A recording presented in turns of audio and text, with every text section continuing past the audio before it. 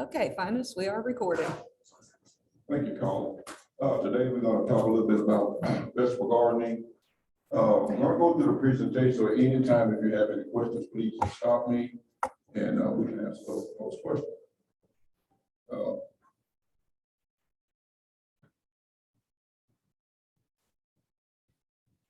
Next slide, Colin. Oh, I think you got to be right next to you. We've been having technical difficulties. There we go. That's how it be. That's what you want to see if you're looking at planting your garden. You want that ideal uniform looking garden. And what we're going to talk about today, hopefully we'll get you there, hopefully by now. We're probably a little late on the presentation, but hopefully by now you should have something in the ground. If you're talking about cool season stuff, should be already in the ground and growing, and possibly now some of your warm season stuff. So we're just kind of going to go through that. And I just kind of give you some ideas and things to think about as we're looking at planting your garden. You still have an opportunity to get some of those things planted. This is what we don't want to see.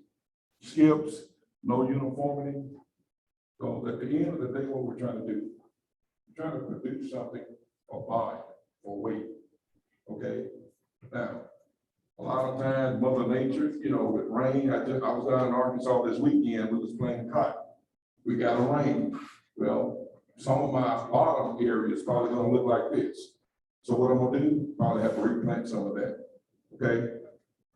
So we don't wanna see that, because at the end of the day, if you're selling at a farmer's market, CSAs, anything like that, you wanna have something to put right in the box, have something to take to the market, right?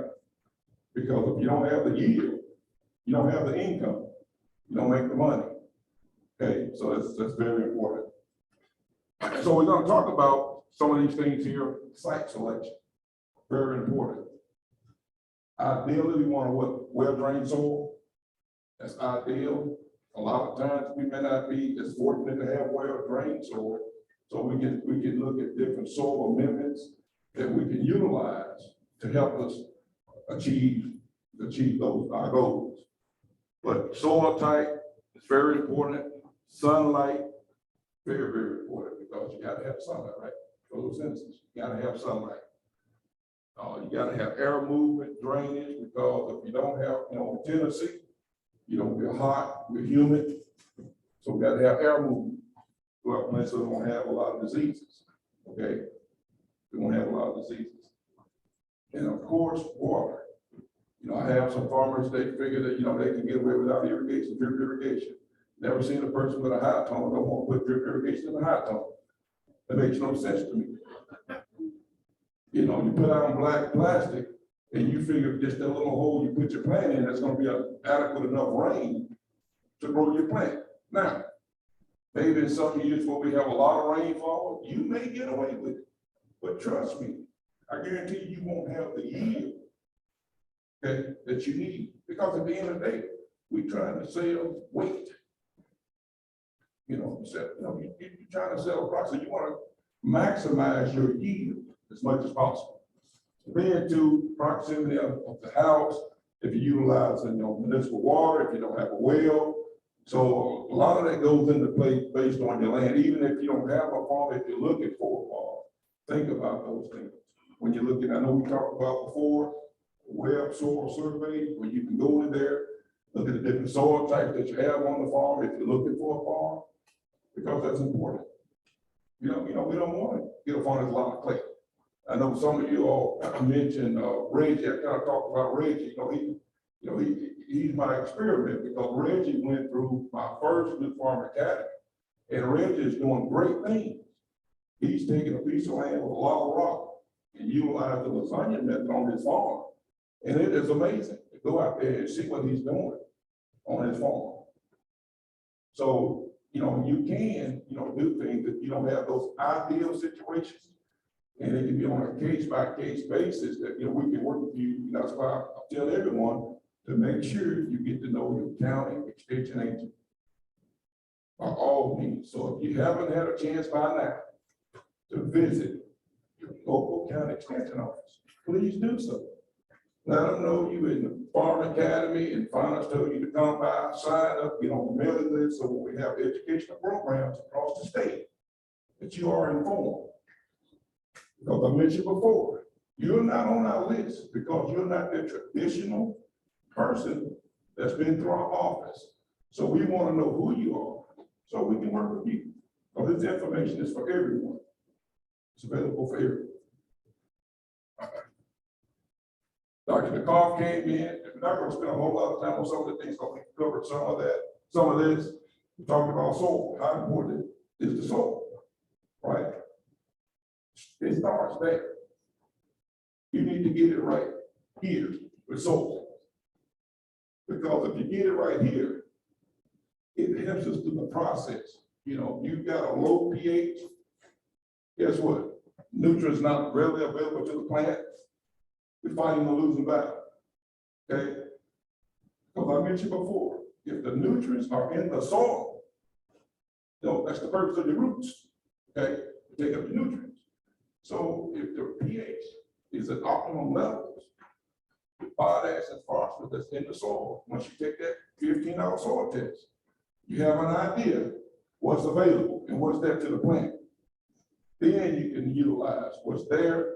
You don't have to buy additional fertilizer, especially a year like this year, with high fertilizer prices, and we just utilize what's in the soil for our plants to update. And here again, we talked about the components of your soil, your clay, sand, and silt, and I'll show you a little picture, kind of a little thing that we did when I was in school about understanding and having an idea of like a home method of identifying different soil types. Here again, just showing you the soil horizon.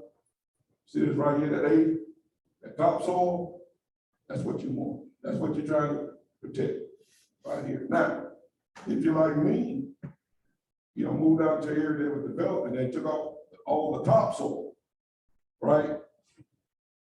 And built houses, and then built the house, clay back in the soil, they took all your topsoil, and within a week of no rain, what happens? The yard look like a hayfield, right? So a lot of times when you buy these farms, pay attention, do a web soil survey, see what you have. Okay, it just gives you an idea what the soil profile looks like, but it's the A zone. That's what you want there, because now you got where your soil can penetrate. And as you get further down, you start getting to the subsoil, then you get into the clay. It depends on where you are instead of Tennessee. Okay.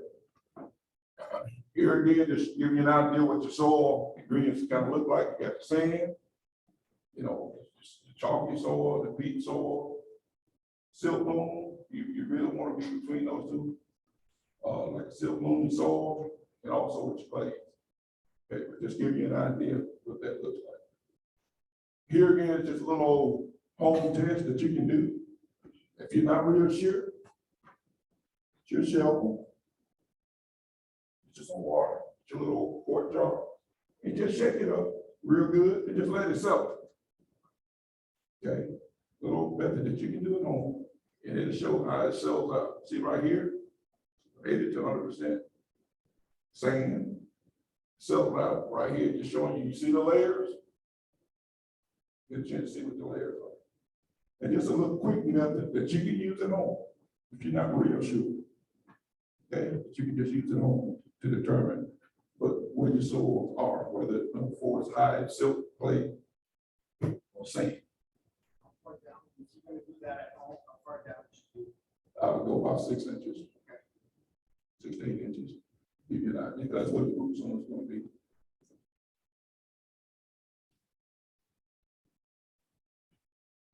And here's what we want: well-drained, deep soil. Hold on.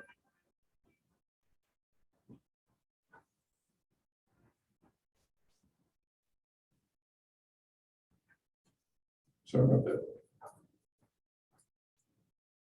Undesirable soil. Hard to work, forms clog. Now, sometimes we can get in a hurry, right? We can work the soil a little too wet. I'm guilty of that sometimes, you know, because It's nice outside, and we had a little rain, you just want to sit, you're sitting around doing nothing, just twiddling your thumbs, like, man, I need to get out and work this garden. Okay? So we can get in a hurry. We don't want to form clog, so be careful. If you don't have a well-drained soil, it may delay planting. Also, be indication of low pH. Okay, then a lot of times you see a farm, you have a lot of sage grass. Indication of low pH. I had a guy call me a week ago, just bought a 50-acre farm in Lewisburg. Sage grass. First thing I told him. What now? Just the soil. Just the soil. Just bought the farm. Want to raise cattle? Go get a soil test. $15. The best money you can spend. If you make these decisions with your soil. Here again, we don't want a soil that's high in sand. Why? We don't want to tell you why. Rains too quick. You ever been to Florida to the beach? Miami, you get that rain, for about what, 30 minutes, an hour or so later, you walk out on the beach. Same thing with the soil. But the water just filters through the soil. Now, if you have maybe a high clay soil, you may want to add sand, maybe. Okay, it needs water filtration. Okay, but sand is water just goes right through. The water hold capacity is very, very low, so we don't want that. Sunlight, at least 6 hours, at least. We gotta have sunlight. Okay. You got trees, you might want to go out and look at, where the direction of the sun to make sure that you got sunlight. If not gonna have much growth in the plant.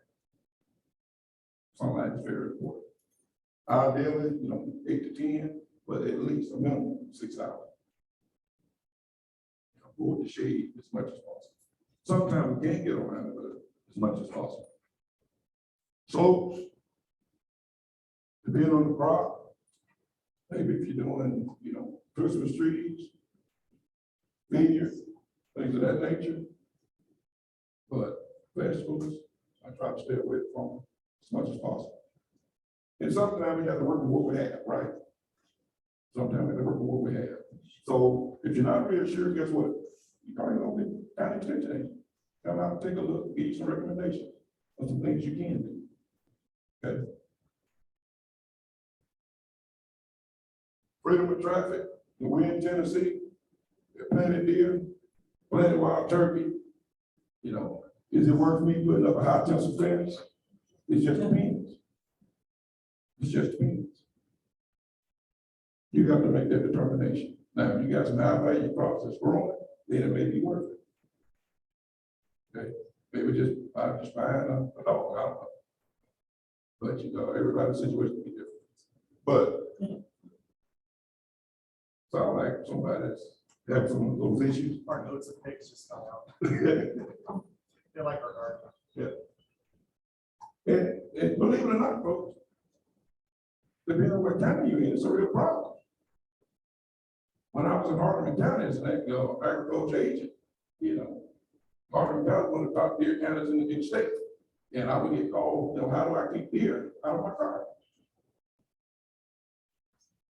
I mean, just in my yard, down in Thompson Station, rabbits. So it can be a problem.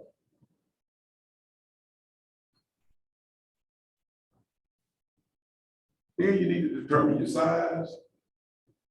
Now, an acre doesn't seem like a lot, does it? But you plant your acre of okra, an acre of squash, and you will have they take on a whole different meaning. Even an acre of tomatoes. Because in your mind you think, well, it's just an acre. But when you start harvesting those crops, and it's just you won't be able to keep up. Trust me. I'll tell the story about Reggie. He first got started. he started growing at the Cheatham County Farm, TSU. I want to put in an acre of tomatoes. It's okay. So at the time, Chris Roberts, who's the manager there, we went out and was helping the lady plastic. You know, I was like, Reggie, are you going to take the tomatoes? What? All kinds of me to do me and my wife. You know, I said, Reggie, I ate the tomatoes for what? So long and behold, I said, well, if you want to plant an acre of tomatoes, we're going to do it. So Chris and I, we laid the plastic, you know, we got everything laid. Went out several months later. He and his wife was picking his tomato. He said, Miles, I understand what you're trying to tell me. Seriously. I mean, tomatoes all in between the road, they're splitting, you know, he just couldn't keep up. Because, you know, a lot of times in your mind, you think, well, it's only 8. You know, in my world, you know, farming 700 acres, you think about acres, man, that's nothing. Trust me, you put out your acre, tomato acre, and you gotta pick this stuff every day. When it starts coming in, squash. You'll have squash big as my arm, but you can't keep up with it. So you know what, plant you a 100-foot rope, maybe 200 feet rope. Seriously, because what's gonna happen is if you're in the farmer's market, you know, then it may determine how much you plant. But you have to be mindful of that, depending on the crop that you plant. Now, an acre of watermelon, not too big a deal. Or acre of sweet, no, not too big a deal. But even when you do that, and we'll talk about that succession planning, so all of it doesn't come off at the same time. Okay? And then making sure you have adequate labor. Then you don't want to be too small, because if you have the CSA, then you may be doing a farmer's market on roadside, and I paid you this $1,500, then I'm expecting something in my CSA box, and you didn't plant enough, right? What you gonna do? You know, I want something for my money, because that was the agreement, right? So I might be mindful of that. Check over here, transplants. I know a lot of time people go to Lowe's, Home Depot, buy transplants. Thank you. Well, I will say, if you'll see weight catalog, places like that, buy your seeds and maybe start your own transplants. Because a lot of times, you know, you can have disease issues and some things that you may not know about that being an attention person can go and see that you don't know what to look for. So a lot of times, you know, maybe go to a reputable nursery or somewhere to buy your transplants. It will save you some headaches. It's a phone call. So 9 times out of 10, you're probably going to call that local county transplant. So I just bought some tomato plants on, so they're not growing, they just stunning or whatever. Okay. Not saying now if you just 1 or 2 at the house, that may be okay. But if you're going to be doing this commercially, you look at farmers market, something like that, I probably stay away from it. Me personally, I would probably find another nursery, a grower that I can go to. Buy my plants. Okay.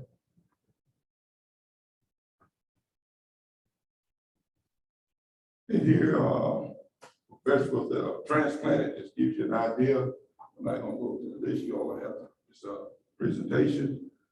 And now, I saw here the other day, I had a lady that transplanted sweet corn. I've never seen that. But she said last year she did okay. I don't know what happened when you take it out of your cup and plant it. I don't know whether it's starting to grow. I don't know. Yield wise, I'm not sure. But she planted quite a bit. And we'll see what happens. Dr. Wozniak, yes, Doctor. Yes. Something we're trying in our community garden, on sweet potato slips. Now, we decided, just for an experiment with the kids, take some sweet potatoes and cut them up like we would regular white potatoes. See that they will come up as good as the slips. We had some slips, and we had some, we tried to plant some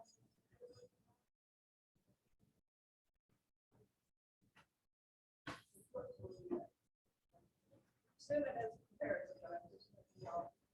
Right. We try to keep the eye. Okay. Now, what I like to see, maybe do a yield, look at the yield. Yeah, I mean, just look at the yield. Because I tell you what I've tried when I was at TSU Farm. We were growing a lot of purple peas on the commercial level for Alabama. And I had a farmer in West Tennessee when I was agent over there, where the Germans used to grow up peas. And what he would do, once he harvested the peas with the combine, they would come back and he would let the community come out of his field, clean his field for the peas. So I was curious, but for some reason it was, I would always miss that window because the frost would always get me. You know, to do an economic study to see, you know, if the peas, you know, put a little after the peas come back, what would the yield be? Versus planting the peas, you know, kind of a fall crop going in and all. But what I realized, I probably need to plant maybe mid to late July. Oh, the frost, you know, trying to make that frost. And I never could, and I played around with it a little bit, I never could really get it done.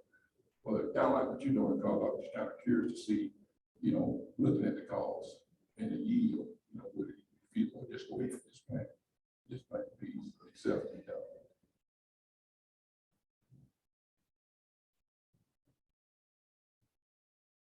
And here will just give you an idea of some different vegetables that are direct seeded. Not gonna go through the list, but just give you an idea.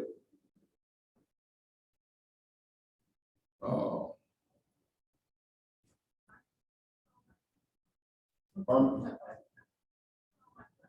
I'm sorry.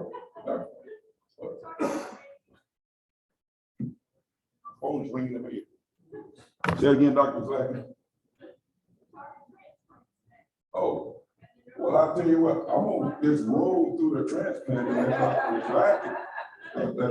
She's the expert, you know, because this is some information she had put together a few years ago. So we're gonna scroll through the transplant and let her give her expert opinion on that. We just scroll through that. And we're talking vegetables. Okay, so I'm gonna scroll through currencies. Just want to talk. So what I do, I just kind of scroll through and give you the highlights, and then we'll let Dr. Zachary, you know, expert, she's the specialist. We'll just give you an idea here on your seed packet. It tells you days of germination, days to harvest, planting depth, row spacing, okay, preserved by canning or drying. So if you're not sure, and this is pretty much any seed, okay, even when I buy my cotton seed, corn seed, soybean seed, it's gonna, you know, it'll have your lot number, everything, okay? Seeds per pound, how many seeds in the bag, all that. So when you get a chance, when you're looking at seeds, just stop at Lowe's, Home Depot, Walmart, just take a look. Because I'll tell you, give you a story what happened to me a few years ago. We had bought some soybean seeds at poor germination. And we was just having a problem getting them out. So we kind of got into it with a local seed dealer. I said, man, these seeds are not coming up. You know, so it was bad seeds. So they were saying it was good seeds. So being extension agent, I told my buddy, I said, I'll tell you what, we're going to send them to the lab in Mississippi State. So we just went and got seeds, different, you know, out of bags, and we had them in seed tenders. And I said, Mississippi State. The germ came back, I think, 60-some%. The vigor was, I can't remember, very low. So guess what? They ended up taking all those seeds off our feet. A lot of times I say, well, if it's not over 80%, it should be on the market anyway.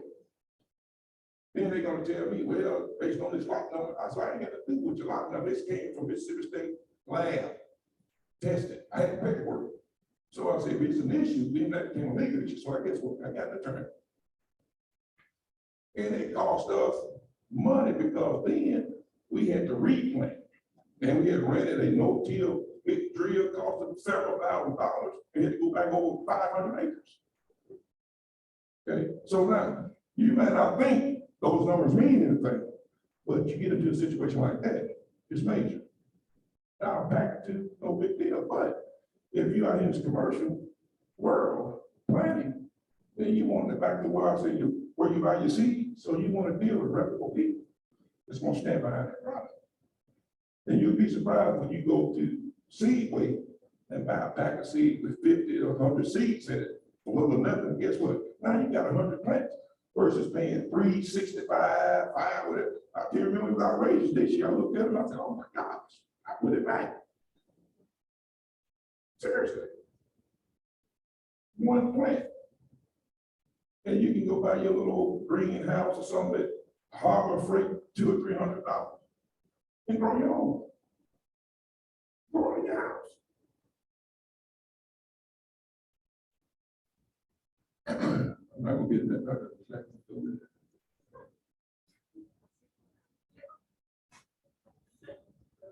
Now, just showing you our little seed development. This is how it started. Right here, those the cotton leaf, when we in my world, always try to put truly cotton leaf and get them true leaves, and we good to go. It just gives you an idea here about seed growth and development here.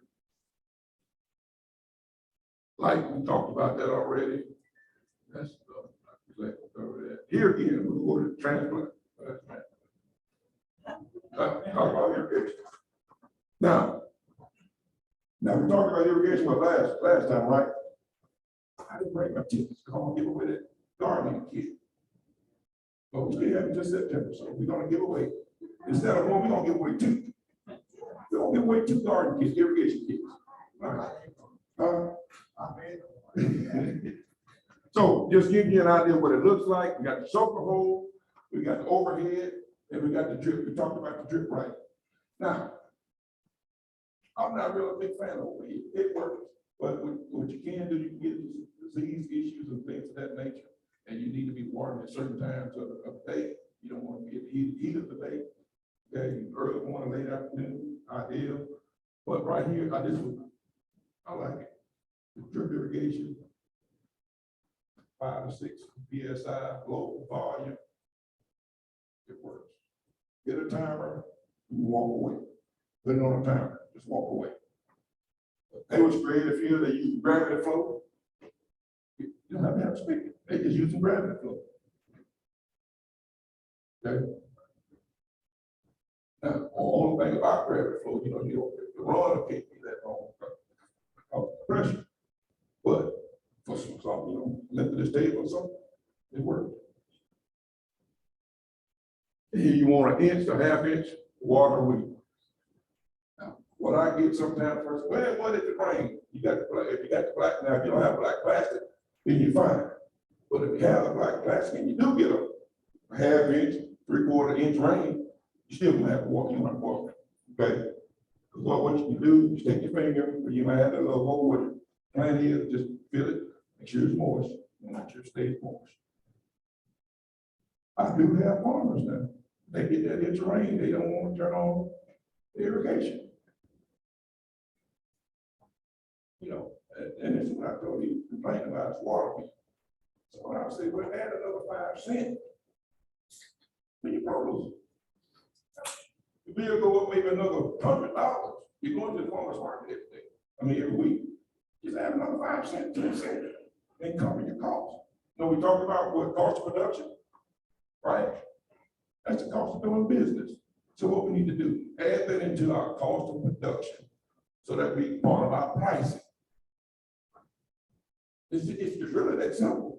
Right now, fuel, I bought diesel fuel this weekend, it's farm fuel, not road fuel, $5.09 a gallon. Now, I call myself add that into my production cost, but it's going up every week. And I've already hedged markets on, so that's okay. So guess what I got? And I got to pay with my yield. I got to try to get the yields. And proper irrigation, that's what we look like the drip tape. Too much. Okay, too much. It's too wet. Why does it look like that? But the water depletes the oxygen in the soil. So when you have water that's public, you've seen it sometimes it turns brown, but because of the depleting oxygen. So the water sitting there just a little bit too long. like this slide is kind of out of place here. We're talking about harvesting, and we do have publication on harvesting. Okay, Question on it. yes, So with a larger than normal garden, tractor, cultivate, road sweeps and everything, in my mind, not practical to have much drip tape, pipe and everything else in the way. I'm gonna clear the end of the road, turn around, and do all this nonsense when I just take hoses and sprinklers and then take them back out of the space, do my cultivating, plow, and put it back in. how often are you gonna cut? Twice every other week. Okay, one or two things. You can sit it in the middle, right along the plant, so the cultivator is gonna be in the middle. So you should be fine. Right, now what you would have to do, at the end, when you got your head pipe, you have to raise your cultivator up. Yeah. Okay, and then you should be fine. Now, what I do in my world, what we do, we get rainfall. A lot of times, we would, hopefully we don't get into a drought situation. We'll use the cultivate a couple times, and hopefully by then we get out of the rainfall. Then once we cultivate a few times, and we'll put our lay by herbicide down, we don't cultivate more. First was a little different, but what I would do, if you got your plants in the row, I'll set my drip tape right there along the plants in the middle, and then you should be fine. You just have to watch your head pipe on the end. It might be talked about last month, recommending get 40 PVC out. Right.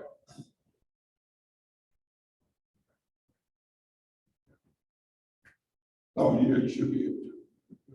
Or what you can do, you little trenches, put it, in the ground just a little bit. I don't know what type of acreage you're dealing with, but if you're able to put it down in the ground a little bit, so it's just not on top, but like a little trench or something. Yeah. Should be fine. And then we just talked about harvesting. Growing up, we always try to figure out how to harvest. It's always to me the hard thing. Talk about the little curl and the curl turn around and all that stuff. That's always really unique. Harvest it. But here again, it just talks about that. We talked about what days to harvest on that packet. So if you're not real sure, just look at your days. Count your days back, and you kind of have an estimation on when to harvest. I know I used to get a lot of calls about pumpkins. When I need to plant pumpkins, for Halloween, things of that nature. That's always a good one for extension agent. Just look at your variety. Look at your days. What do you want them ready? You start counting your days back. Okay, you give yourself maybe a week to window into that. Okay. Yeah, we've already covered your soil test. I can't say enough about it this year. The best money you can spend is $15 soil test. 6.5 optimum levels. Unless you plant, blueberries, things of that nature. We want acid soil. And if you have an idea, of high pH soil, take blueberries off the list. It is a nightmare. It is a nightmare. You put yourself out, you do all those things to get the pH low, that you're gonna be fighting that battle. So maybe get you some blackberries instead of blueberries. Or before you do that, call your agent. Seriously, I had a guy put in 1/4 acre. Then he called me. He had a 6.2 pH. Blueberry just started looked awful. But when we soil test, I looked at him, I said, how you got a pH? You pH tonight, we soil test and all that. My gosh. So if you really think about blueberry, something like that, low pH soil, get a soil test, please.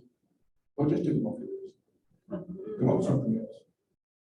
Some other things you plant, you still make very good money. I tell you, anything with berry sales. Anything with berry sales. Anything in period, it will say. You can't go wrong. Here again, just different equipment. Sure, we've all used them all, right? Don't have to get into that. We don't prepare us all like that anymore. All that, huh? I agree. I agree. But I tell you what, this old stories, now old stories will keep a lot of people out on it. Seriously. I remember growing up here talking about this 100 pounds or 400 pounds of cotton you had to beat by hand per day, you know. Who wants to do that? But you know what? I mean, it's pretty cool now. When you look at all the technology that's out there, Dr. Nawarni did a presentation in Memphis last week with some of these precision seeders now. I didn't know you could get for the BCS too. I said, man, I'm trying to get me some of those. I mean, stuff that you all can, you think about big agriculture, but I saw some pretty neat stuff Dr. Nawarni's land specialist was talking about that I thought was pretty cool. And I'm gonna try to buy some of those things. I just really didn't know they existed for, small scale. I was pretty neat. And we've talked about the line, two ways of fertilizer, different types of fertilizers. We've talked about that a little bit. And Dr. Goff talked about building this, so I don't want to keep, we talking about the same thing over and over again. King said nothing about soil. That's number one. Get it right. Get it right. Talk about what? NRCS, about getting paid to do the thing we need to do. Make sure you contact them. Organic matter, those are the things on your frame. Worm cases, what they do. Create the pores in the soil. See those things, that means the soil is alive and well. You see those things, the soil is alive and well. That's what you want. Okay. People will pay dearly for worm cases. But what does it do? Increase your soil structures. Okay. Build a living soil, the organisms, the microorganisms working in the soil. Here again, we talked a little bit about the different types of organic crop residue, the green manures, cover crops. That's back to what the NRCS. They're going to pay you to be a good steward of the land, put out those cover crops. Okay. Then yourself coming up with your different compost. And crop rotation here again. There's two things that we can get paid for in our sense to talk about.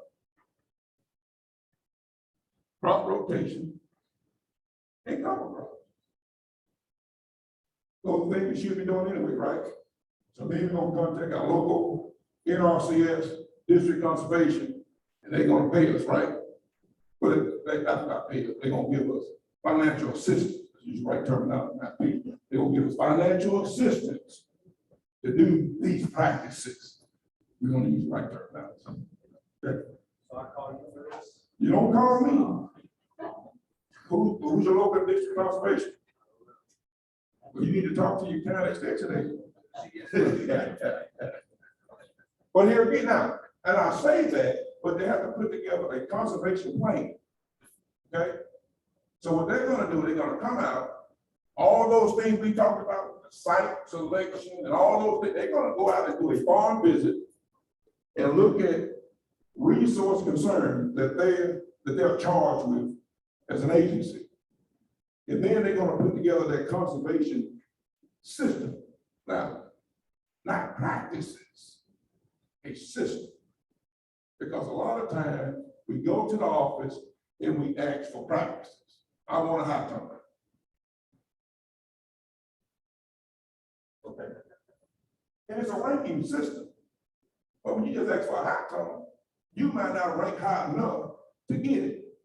But if you ask for a hot tub and you want to add in crop rotation, cover crops, nutrient management, pest management, when we talk about IPM, integrated pest, when you start adding all those things to that conservation system for that hot tub, talk about pollinators. So when we add all that in there, you should be doing it anyway. If you're growing anything, you should be doing that. So then They put together that conservation system. When you put together that conservation system, then it helps you with your ranking to qualify for that high club, to do what? Extend our season, right? So we're at the farmer's market early, and we're gonna be there later than anybody, we're gonna capture what? A little bit more income, right? If we in the business of making money, right? So now, what I tell you now, don't take this stuff like that. I can give you names of a lot of folks that's been through this class that has taken advantage of what we're talking about. And Ray just went up. Cynthia Campus went up. Tony Foster's went up. And we graduated 400 and something. That's taking advantage of some of the things we're talking about. So don't take it like that. Here again, just talking about different compost, what it looks like. You got your bags, your center blocks. You just gotta have a towel in the back somewhere. You know, whatever works for you, but have somewhere to turn it. You want to make sure you're able to turn it. Okay. The ratio is 4 to 1, and you want it steam in hot.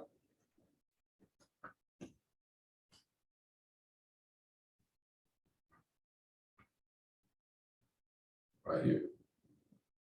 You gotta get that temperature right. Most important thing about your compost, you gotta get that temperature right. You don't do anything else, because we don't want what that E. coli, different bacteria. Get that right there. That helps you remember. That makes sure you get it right temperature for your compost. Here again, just talking about different organic fertilizers. If you're into organics, okay, a lot of times you can't go wrong with organic fertilizer. About the slower, yes. Okay.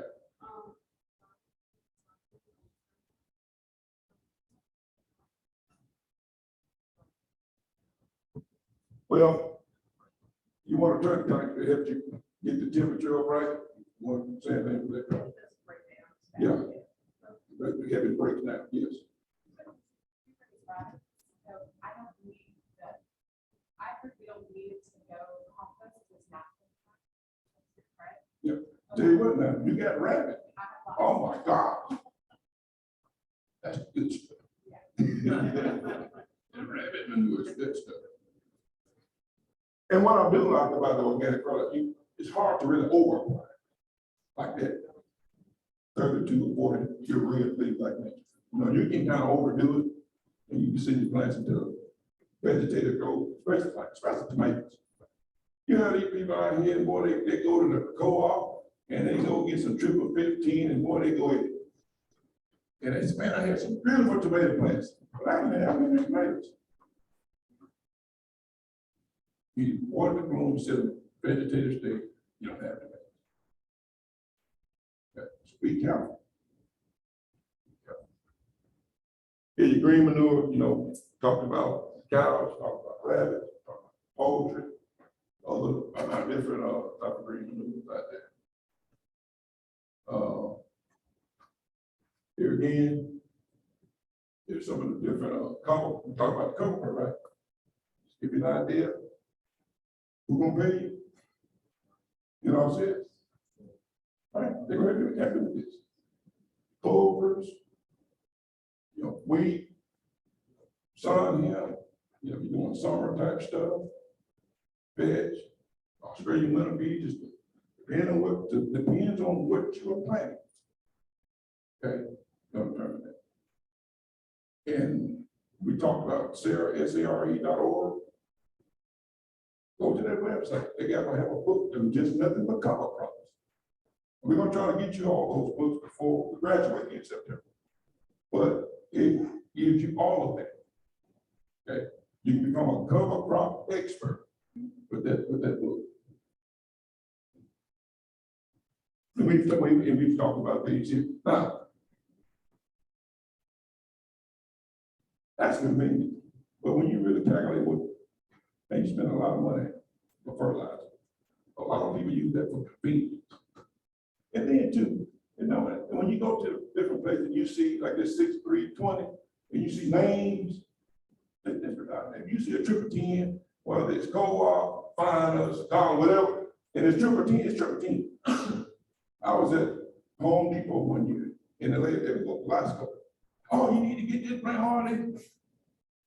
But it was, I don't know, several dollars higher than just old generic brand. And I went up to her and said, man, excuse me, it doesn't matter, you know, the energy.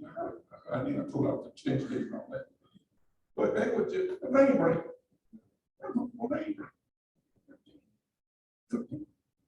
The cheapest thing you get. Now you know, maybe I won't pick up 40-pound bag.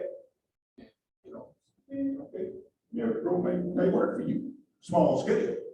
Now, large scale, then you're gonna spend more money. And then read about that soil test. It's gonna give you that recipe of what you need to apply and what growth stage you need to apply. Yes.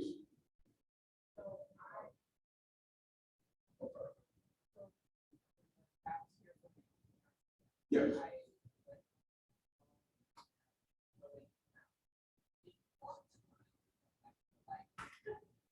I need to have this done, and this is what we told, said, she's like, no, the plan is wrong. I said, no, it's got from NCRS, this is the way that you guys work. That's when she finally agreed, she came out and didn't want to do anything, like, she didn't want to tell me when the application was. Just like, well, wait until you have your thing. And so can we at least stop, I'm telling you. But until you have your business, I can't tell you anything. And that was, and I'm like, I don't know where to go from there.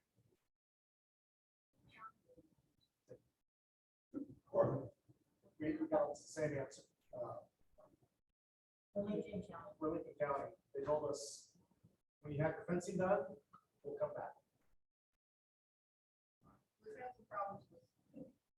I'm the opposite. I do a farm in Cannon County, and I already got my application approved for 2 projects, and it's just a plan. I work 2 or 3 times, we do a bunch of shoots, and I've already been approved for. There's some pretty big projects. It's going to take about 2 years to do, but you also make sure that we start off with the project first, and that was awesome. Now, do you all remember what Mr. Trevor Runt said about that? Do you remember what he said? It's only as good as what? Your district conservation. Now, if we got some issues, then we need to have a conversation. Because to me, I understand the perimeter fence because you gotta have, if you're talking about livestock, you gotta have a perimeter fence to qualify for those practices like livestock. What is information? You still can be informed, right? You still can be informed. Now, you may not, you won't qualify, but you still can be informed and they can still address your resource concern, right? Yes. Then you know you're gonna be getting, you know you're gonna be putting your fence in, so at least you'll be know, okay, once I get my fence, I'm gonna qualify for this, and this. So we need to have a conversation. I might even know how to have it, because we talk about 2 people with the same issue. We got 1 person, no problem, right? So that's the beauty, and that's the beauty about here. Now you said once you told them that another NRCS person said this, then she changed the tune, right? She got a little better. She said, Now, what we always talk about knowledge is what? Wow. So now you're here, you're getting the information. So now you can talk a little different about the program than the person that's outside. And you tell them, and you tell them about that, I don't care, because I ain't worried about doing anything to me. Because if there's an issue, then to me, the program should be the same across the country. So please let me know, and I can help work through all this. I don't mind going to the office. I've done that before too. You know, so I'm really well versed in all these programs. So we get this figured out. Like Carla said, my time is up. And that's okay. Now, I'm sure Dr. Black is going to cover some of the things that I probably did talk about. And then she do a lot better job. But I'm gonna turn it over we've got some questions in the chat box Okay, that I we got also, the that's, questions, then we're gonna turn up Dr. Flack. okay. Yes. Let's see. Okay, I think some other people are having problems with our NRCS agents and, yeah. Something I'll needs, tell you what you do. because we tell people that it's so easy and to do this, and then they Give me come back to your us name, and it's not Phone happening. number and your county. Please send it to my email, because when I leave here today, I gotta get on a plane at 6:30 in the morning, ahead and ask for another meeting. So please send me an email and just say, hey, guys, NRCS problem, name, your phone number. So when I get back, or I can look at it, I can put it in a book and we can work through the issues that we have, and I know what happened. Okay, Okay. How does one create an heirloom seed collection? I can address that question later on. I've actually got a speaker coming up for another one of my programs. It will be in June for it's actually Wacky Wednesday is what we call it, and he will be talking about saving heirloom seed. So I will send out some information about that, and we'll get to that question later on. Just collecting seeds. Yeah, I think we can go over that at a later date. Somebody, they have 500 blueberries and they're doing just fine. That's good. When you collect soil for testing, do you need to label each sample from each section of your growing area?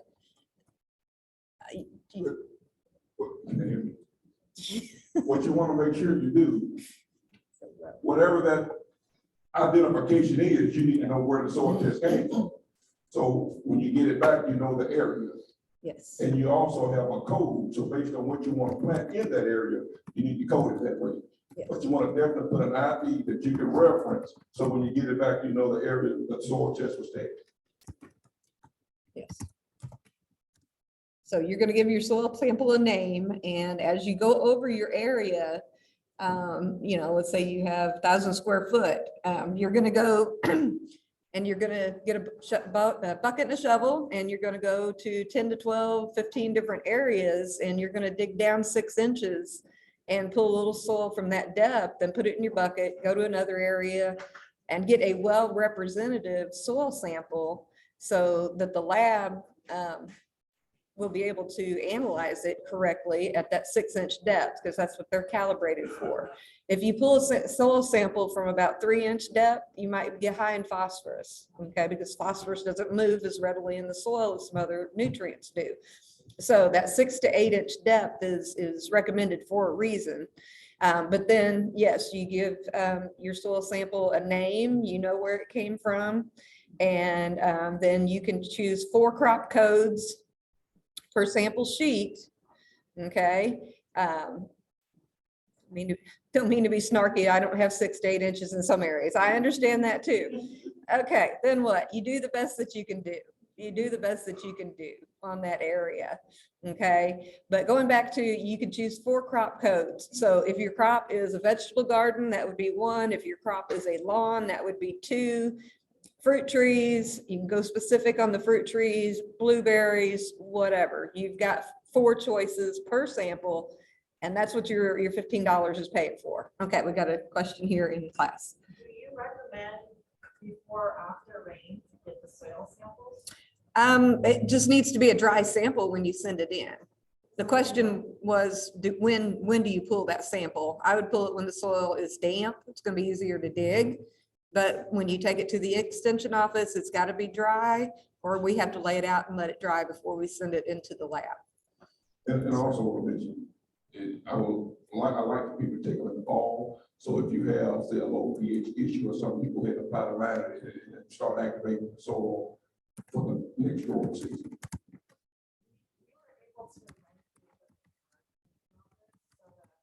Soil sampler was. Yes, we had a comment about using the soil probe from the extension office, and that does work good if you've got pretty good soil. But if you've got rocky soil, then you might have to get a not a sledgehammer, but one of the things with spikes on it. Because it can be hard to get down to 6 to 8 inches. I do agree. You've got to have a shovel or a probe If those probes have something that you can step on, get them down in, then you're all right. But for the most part, I use a shovel or spade.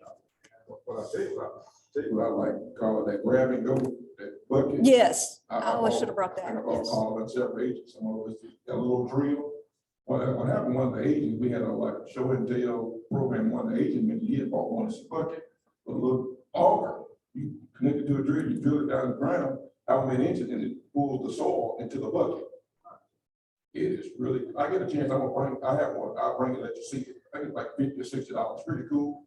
So, probably worth the investment, but it's gonna be real, I mean, like I said, the soil probe, you gotta take your finger, get the soil, and you just take it, drill it down and come up, and just, it moves really good. I'll bring it, let you all see it, I'll get a picture of it sometime today. Okay, well, to keep us on schedule, we probably ought to take just a quick break and let Dr. Wizlaki come on up and get her presentation ready. And so let's do about 10 minutes and we'll come back. Thanks. Thank you, Finus.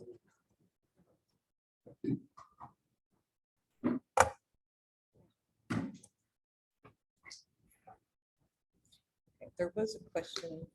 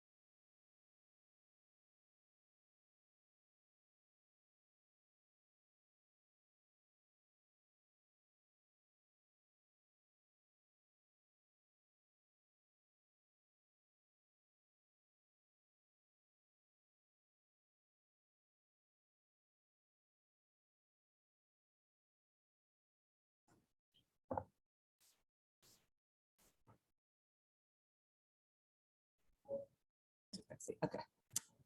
Okay, now we should be ready to get started. All right, we have Annette Wisocki with us. Annette is based out of Knoxville. She is our commercial vegetable extension specialist and very knowledgeable. So listen closely and write down your questions and trap all her knowledge while we've got her here with us today. So thank you, Annette. All right, thank you. Well, I'm glad to be with you in person today. It's one of those first in-person things. We're still doing a lot not in person, so it's nice how I see faces, and people, more bodies. And Finest is certainly a tough act to follow. I'm not quite as entertaining as Finest, but I'll do the best I can. And you've already seen a lot of these slides, because Finest have the same slides in there. So we'll go through them at around the same speed you want to, but feel free, it's a good size group. Stop me if you have questions or want to talk about something in more detail, and we'll do it. So we're going to talk about, if I can get the slides moving. Oh, we're stuck. Uh-oh. All right, we'll do it the old-fashioned way here. Maybe. Oh, it's not doing that either. Carla, I have it's frozen up on me. All right, so Finest already talked about a few of the reasons why you might want to transplant. He mentioned those big box store transplants, which we know can be an issue. And when you grow your own transplants, you can really select for the strongest transplants. You know how they've been treated. You know how clean your greenhouse is. So you have a lot more control over the situation. You can get them right to the age and stage you want, instead of getting them from a store and you go, these are a little bigger than I'd like. They're a little root bound in there, but I'm kind of desperate. I want to get these in, right? So there's a lot of good reasons to transplant on your own or get somebody else. There's lots of producers that do this, and that's what they do. They are transplant producers, and they grow them for other people. There's a lot in Southern Kentucky, so not too far from here too. But it's also a great niche. If you don't have anyone in the area that's doing this, if you want to be the transplant person, there is some good money in it. The other thing is you can pick your own varieties, and I think that's one of the best things about it, because oftentimes if you're going to the store, you're at the mercy of whatever they have.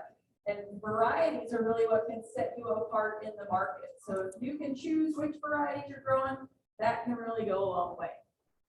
Oh, it's still not going from here. Oh. Do we get that thing back in? Yeah.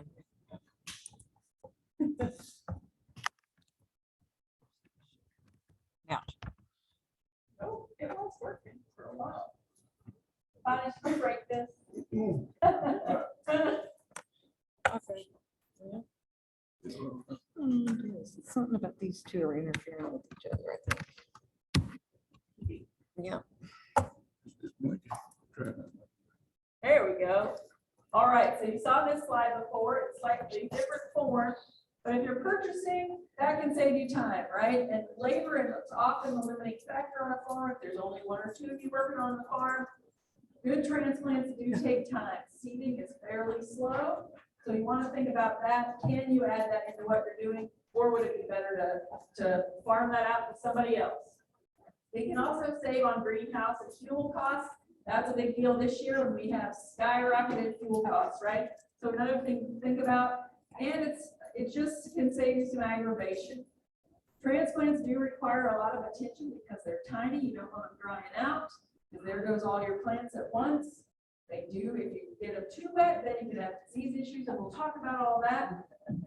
So you have to decide whether you want to be there, kind of babysit your transplant babies. If you're producing them on your farm, it is going to be less costly for you, so that's a great consideration. It'll allow you that flexibility to say, all right, we're going to transplant this day, so we have them ready on this day to plant out in the field. So you get to choose that. As I mentioned, it can be a stream of income for some folks, and it gives you that control over the quality. You know, if you have an insect problem in the greenhouse, that's one of the worst things. If you get transplants somewhere else and you bring them in and they have white flies or aphids already on them, and now you already have an insect problem before you ever got started. So you saw this one too, which ones are transplanted and which ones aren't. So we can skip through that one fairly quickly.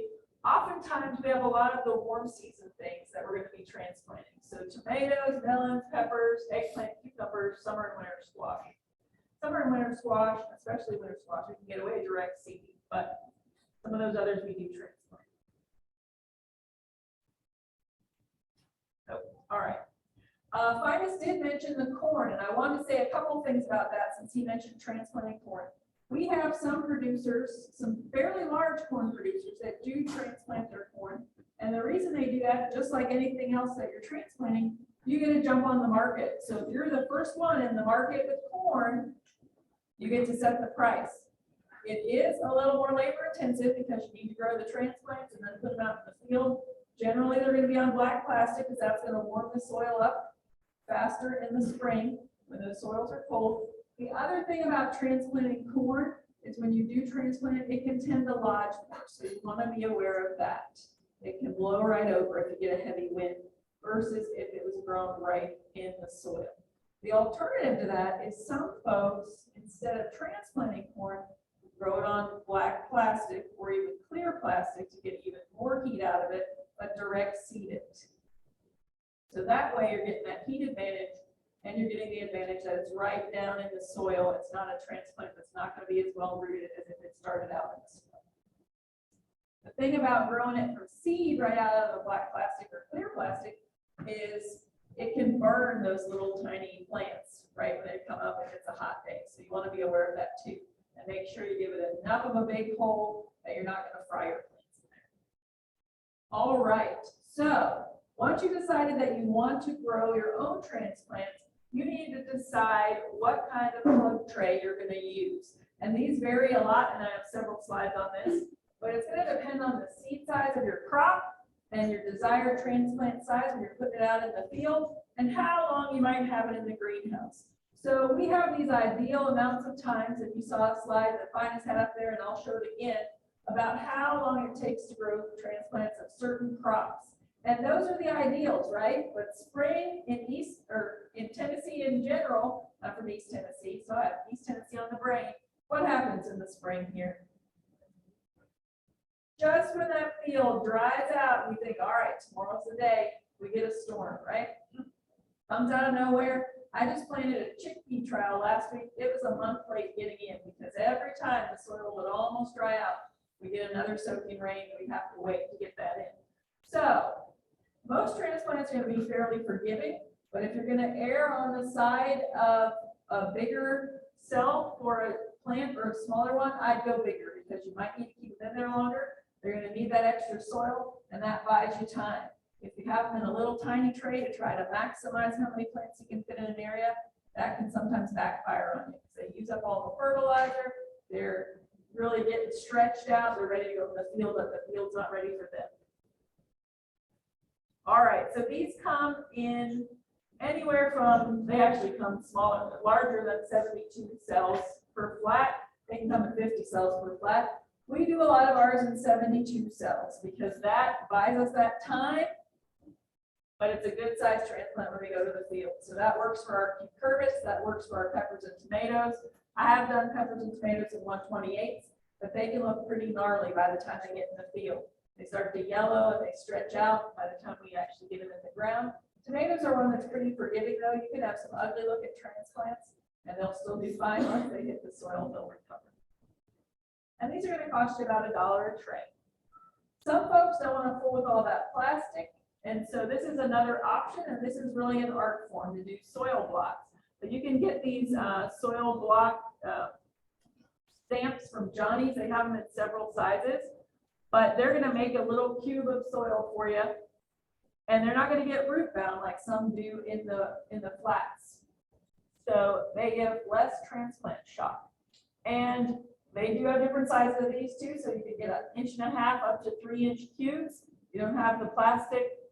You don't have the cost of the pot, but it is an art form. You need to get the right mix in there so you get a good cube.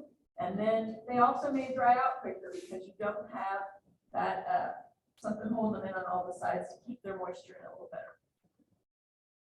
So this is just, if you're thinking about doing the soil block method, this is a recipe that works fairly well. And it's just a combination of peat moss and perlite and then compost and soil that's been sterilized, not right out of your field. And then 3 cups of fertilizer base. And this is an organic one, so it's blood meal, phosphated green sand, and then 1/2 cup of lime in there. So that's one that'll keep it shape. As long as you keep the moisture to it, it'll work fairly well. Potting media, there's a lot of potting medias out there. When you find one you like, stick with it and stock up on it because they do tend to change. And a good potting mix can be hard to find. And when you get a good one, you want to keep it. You can make your own, but there's a lot of pre-made ones out there. Again, making your own is going to cost you more time. But you can buy it pre-mixed. And you can get one that either has what we call a charge in it, so a fertilizer already in it. You want to be aware of that. So if you do have one that has fertilizer in it, you're not putting more on it. Transplants aren't generally in that flat for long. So if it comes with a charge, it'll last it till it gets out to the field. And you certainly don't want to put more money into it than you need to. You might want to think about also getting your substrate tested. Just like with your soil test, a substrate test is really the only way to know how much of your nutrients are available to your plants. This is particularly important if you're making your own. If you're buying a mix that's already made, oftentimes this sort of information can be found on the package, but the substrate testing can commonly detect if you have a pH issue or if you have salt in that mix, which is important to know. And that can be true if you're using compost or if you're using some sort of manure in your mix as well. It can also detect your form of available nitrogen or your nitrate in there. So there's a lot of seeders out there. We still seed most everything just by hand. We find that easiest for us. It depends on how much you're seeding overall. We run a 90-member CSA in Knoxville through our UT Organic farm. We have a student internship program. And so through that program, we're seeding everything by hand, but there are a variety of seeders available. That first one up there at the top on the left is a vacuum wand seeder. So basically it just has a vacuum, you hit the button and it drops the seed for each row going down your flat. You can do a whole plate seeder, same thing, but it does a whole flat at a time. There's some of these vibrating hand seeders that drop the seeds there. And then there's some really fancy ones if you're really seeding a lot that just go through automatically and seed everything. You can see that the cost varies greatly too, depending on what you're doing there. You saw this one already too, and it's important when we're talking about transplants because of the different stages of those transplants, they have different requirements. So the first one is right at seed sowing and emergence, and then we have those cotyledons or those first leaves. Then we have those first true leaves that you can see in the third picture over there. And then we have them when they're ready to finish and harden off. And the moisture level and temperature requirements are going to decrease while the light and fertility increases as you go through those stages. So for light, we talked about the light intensity, and we generally measure this in foot candles, and both duration and quality of your light is important. Oftentimes, we start our transplants while the light level is still fairly low. We're going to start them early in the season. We start ours in January, February to get our cool season crops going out in the field. So we have enough product for those first boxes that we're going to put out in May or early June. So most vegetables are going to need 12 hours of daylight per 24-hour period. So you want to make sure if you're growing your own, you have supplemental lighting that you can make up for that light they're not going to have during that part of the year. Low intensity light during germination and then high intensity light post germination is going to help avoid that seedling elongation that I talked about. In the summer months, you might also need shading to help reduce that heat in your transplants as well. So that temperature is really going to have the most influence on the rate of growth of your plants. And most plant species are going to grow very little at temperatures less than 45 degrees Fahrenheit, but will increase up to about 77. So our ideal temperatures in there, you can see for almost all of these crops, we have a break between the cool season crops. So right around the lettuce, you can see the ideal temperatures are per day about 65 or 70. And then when we get into the warmer season crops, the eggplant, the melons, and the peppers, they really like it warmer. They're going to want around 75 degrees during the day, and they do not like it cold at night. So you need to have it at least 65. And this is where, depending on how much you're pushing your season, you can spend a lot of money if you're trying to grow things a little bit out of season and trying to get those warm season crops a little too early. So when you're working with the weather, it generally helps that you're not going to have to spend a lot on heating for some of those warm season crops. As I mentioned, that next column is the ideal transplant age, and that's what we're shooting for on these crops. But that's going to vary depending on if you're planting outside or inside and what the soil is doing, what the weather's doing. So the ideal growth stage is another good indicator to look at besides just that transplant age, because if you don't have enough light or the temperature's not quite right, you might not be up to those ideal growth stages. So that's another good thing to look at when they have 4 to 5 true leaves. For something like broccoli or for melons, we only need 1 to 2 true leaves there. Then the frost tolerance is also important, because that lets you know really how early you can start a lot of these things. So our warm season things, again, like cucumbers and eggplants and the melons and the peppers and the tomatoes, they're going to be tender. So we don't want to get them out too early. But the other ones are going to be hardy. Hardening off is really critical, not only from a temperature perspective, but that light level and being outside and in the elements can really help. So you want to make sure that you always have the time to harden your transplants off before you take them to the field, or they'll get transplant shock and they'll be stunted, or worse, there's going to failure to thrive there. So you can do this in a couple of ways. One is to gradually reduce your temperature. What we usually do is we take our transplants out during the day and we expose them to the sun and the elements, and then we put them back in the greenhouse at night because it's getting colder at night still. You can also back off water and fertilizer a bit in the greenhouse before you set them out, but that can be a little tricky. You don't want them to totally dry out. So the temperature method works pretty well. As I mentioned, if you are growing your own transplants, watering is really critical. And you want to make sure they have enough water, but not too much. So you want to make sure, first of all, that your peat moss or your potting mix is wetted before you start putting those seeds in there. Because water is going to go from where there's more water to where there's less water. So if your seeds are in dry soil, it's going to soak any moisture out of that seed that might be there. You want to make sure that that moisture is going from the media into the seed. You also want to avoid overwatering. I'll show you a few of the things that we can experience if we have too much water in there. But mixes can really dry out. I was in our greenhouse a couple of weeks ago, found an old bale of potting media, and I could not get it wet. It was really, really dry. It's probably been in there for years. And basically, it's no good anymore. You're not going to get it re-wetted once it's really, really dry. Yes? So like, once you really have to use hot water, it's going like if cold rain water, creek water, Yeah, it does. Even warm water, if it's really, really dry out, it's not going to rehydrate very well. It's not going to be ready for you to when you need to use it. And the trays are going to tend to dry out at different rates depending on a variety of factors. You'll see them dry out around the edges as you would expect first, and in the middle it's going to stay a little more moist. So you want to concentrate extra water on those edges too to compensate for things like that as well. And it's going to vary by the stage of the crop and the crop itself. So how much water is it taking up? Irrigation water quality. We talk a lot about soil testing, and sometimes we don't think about our irrigation water quality. And that's really important because you might have great soil pH in the greenhouse or in the field, but you might have water that's out of whack. So you want to know what's going on with your water as well.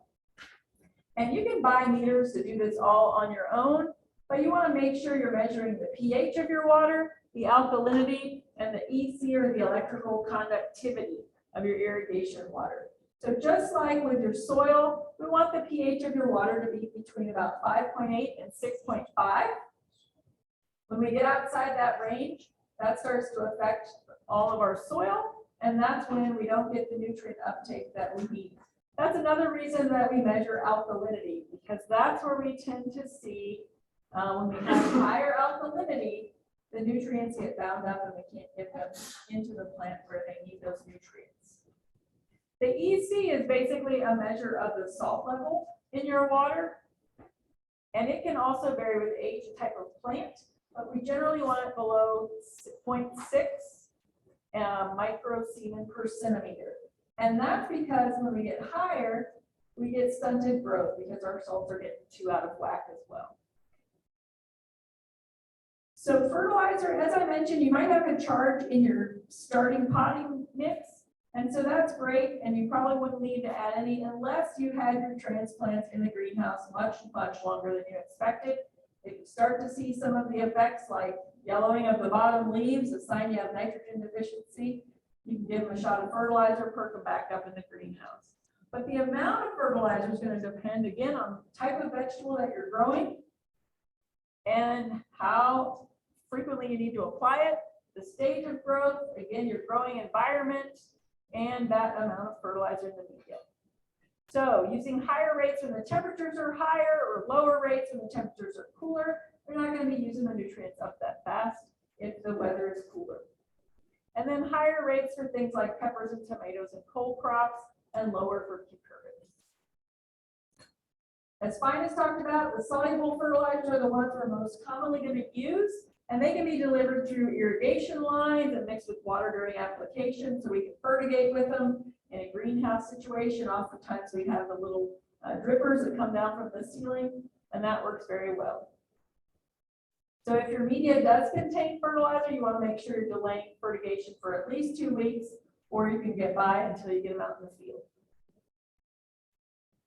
In the greenhouse, you want to be always scouting for pests because they can take over a greenhouse in a hurry and they can really do a number on your transplant. So we want to make sure we get them out to the field.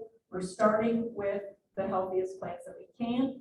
These are the most common insects that we see inside of a greenhouse. So white flies, and if you have those, generally you'll know it because they'll fly around every time you're moving through there and working with your plants.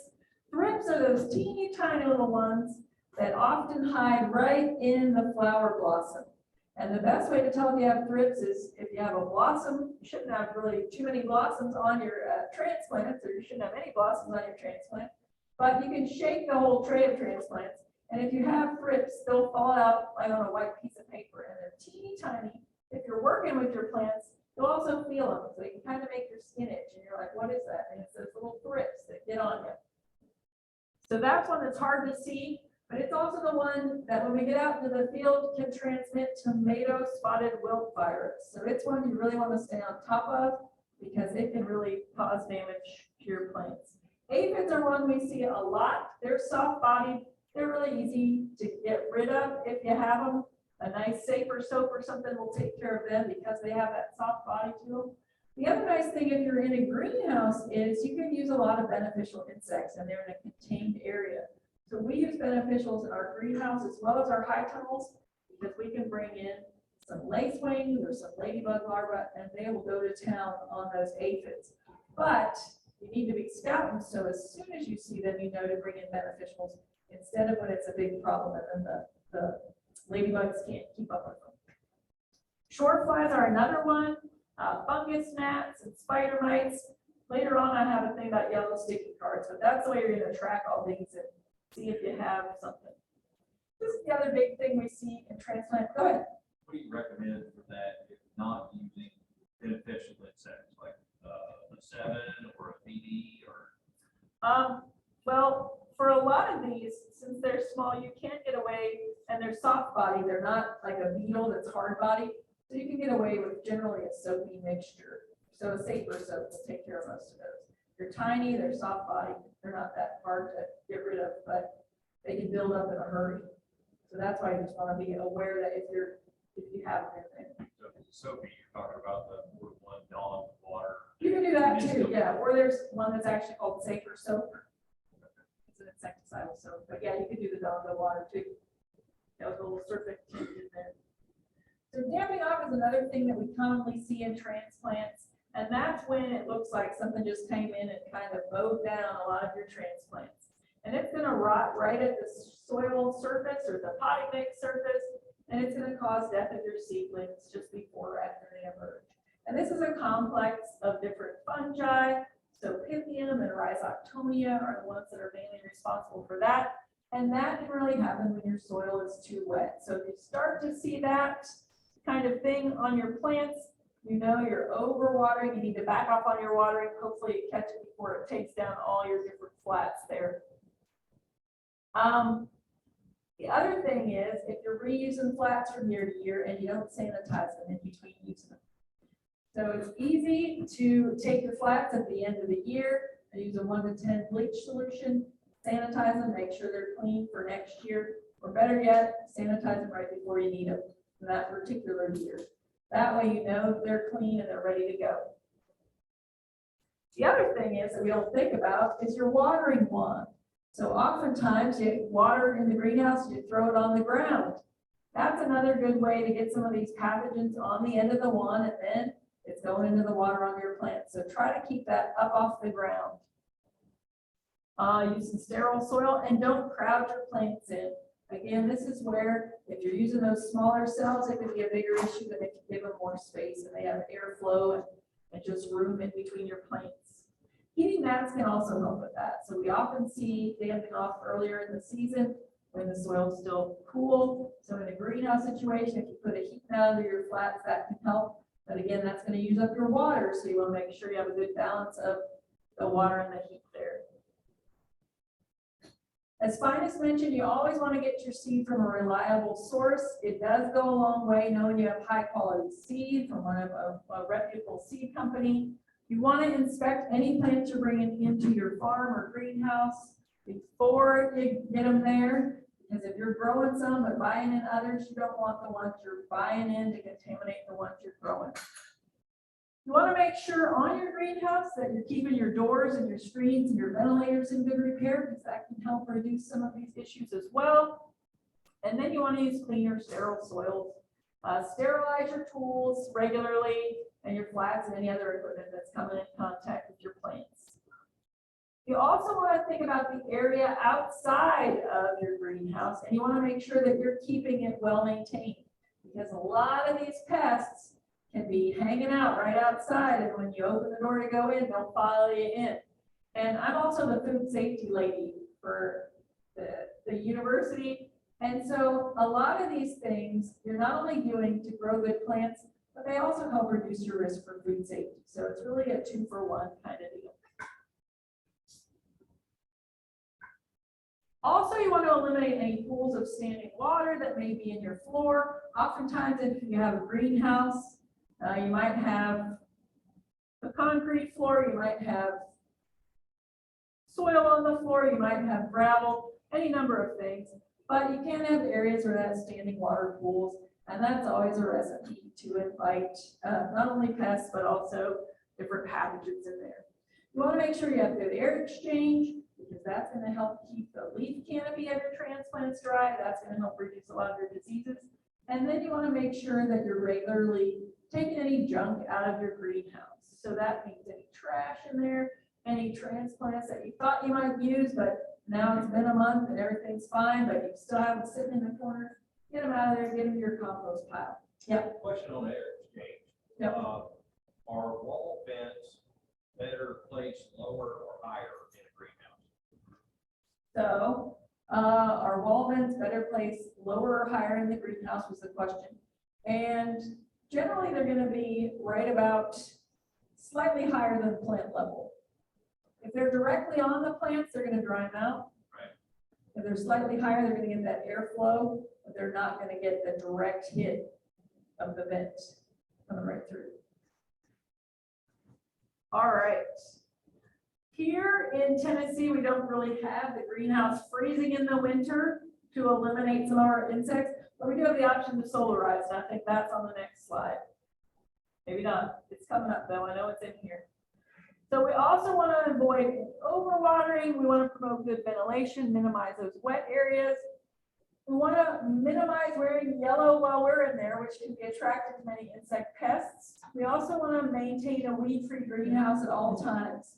So oftentimes, again, you're doing a million things on the farm, the weeds start to pop up around the edge of your greenhouse. Make sure you're going in there and weeding them. We actually have a volunteer sunflower in our greenhouse right now, which we're leaving there. We like it, but we don't have weeds. We take out the weeds. And I already mentioned the infested plants, getting them out of there. So as I mentioned, you want to invest in some yellow sticky cards, because that's going to give you the best sign. If you can walk in there, look at a card, go, oh, I see some whiteflies on there, or I see some thrips, or I see some aphids on there, then you're going to know immediately without going through every plant that you have an issue problem.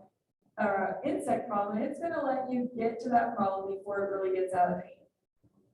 So these yellow sticky cards, you can buy a bunch of them, 1 to 3 cards per 1,000 square feet, and you can change them out weekly. So you know if it's an old problem or a new problem. You can also contact your county extension agent, and they can help you identify a lot of the pests, or all the pests. Carla's really good at that. She's one of our detectives, insect detectives. Yeah. And you want to keep records and notes from year to year. So if you know you have a particular crop that was really a boon for pests, maybe you don't want to grow that next year. We often do trap cropping out in the field, and blue Hubbard squash is one of the classic trap crops, because a lot of the squash bugs and things go to the blue Hubbard squash. That's their preferred squash if it's out there. And then people say, what happens if I want to grow blue Hubbard squash? That's always an issue. It's just knowing that that's one of those varieties that is more attractive to pests than others. So you want to make sure you have a good pest plan in place. Keep a clean greenhouse. That really goes a long way to reducing a lot of these things. So after your production cycle, make sure you're getting in there and sanitizing your greenhouse. And that's taking all the plant material out and the roots from your greenhouse, hosing it down with water on all surfaces of your structure and your tools and your equipment, sanitizing those tools and equipment. If you can, usually our transplants are out of that greenhouse by at least mid-June, before we might start fall transplants.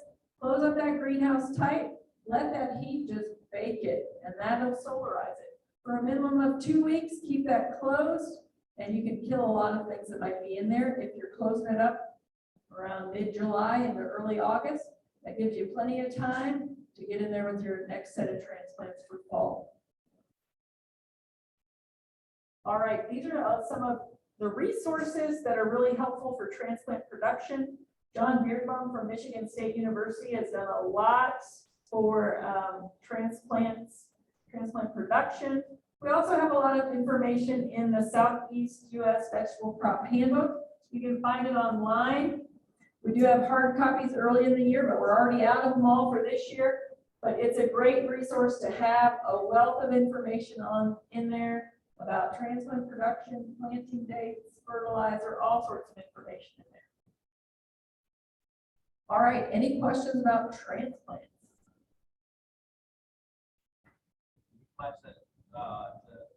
No. Yep.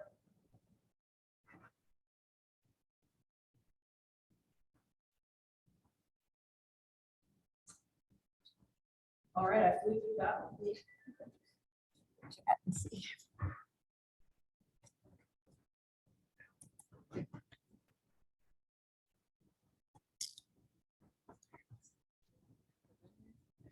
Okay.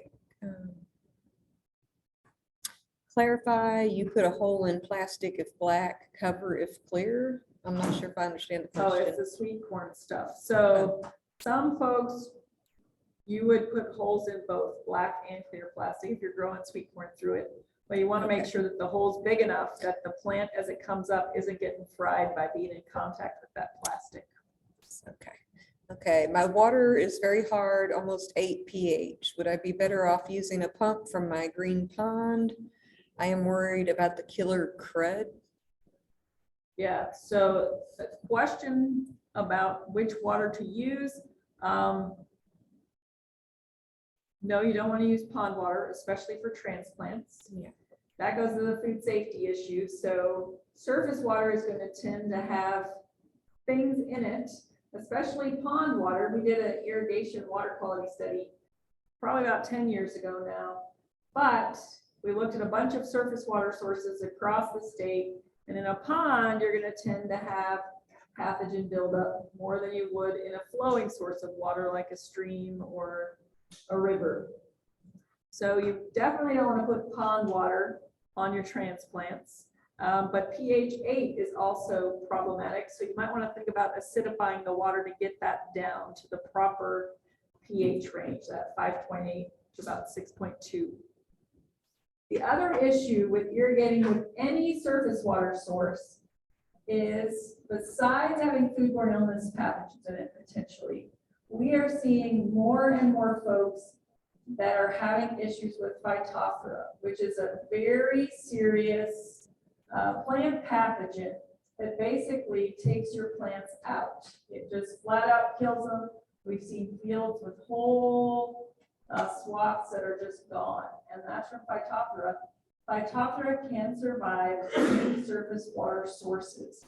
So you want to make sure that you're not putting water that has Phytophthora in it across your entire vegetable field. It will take it out.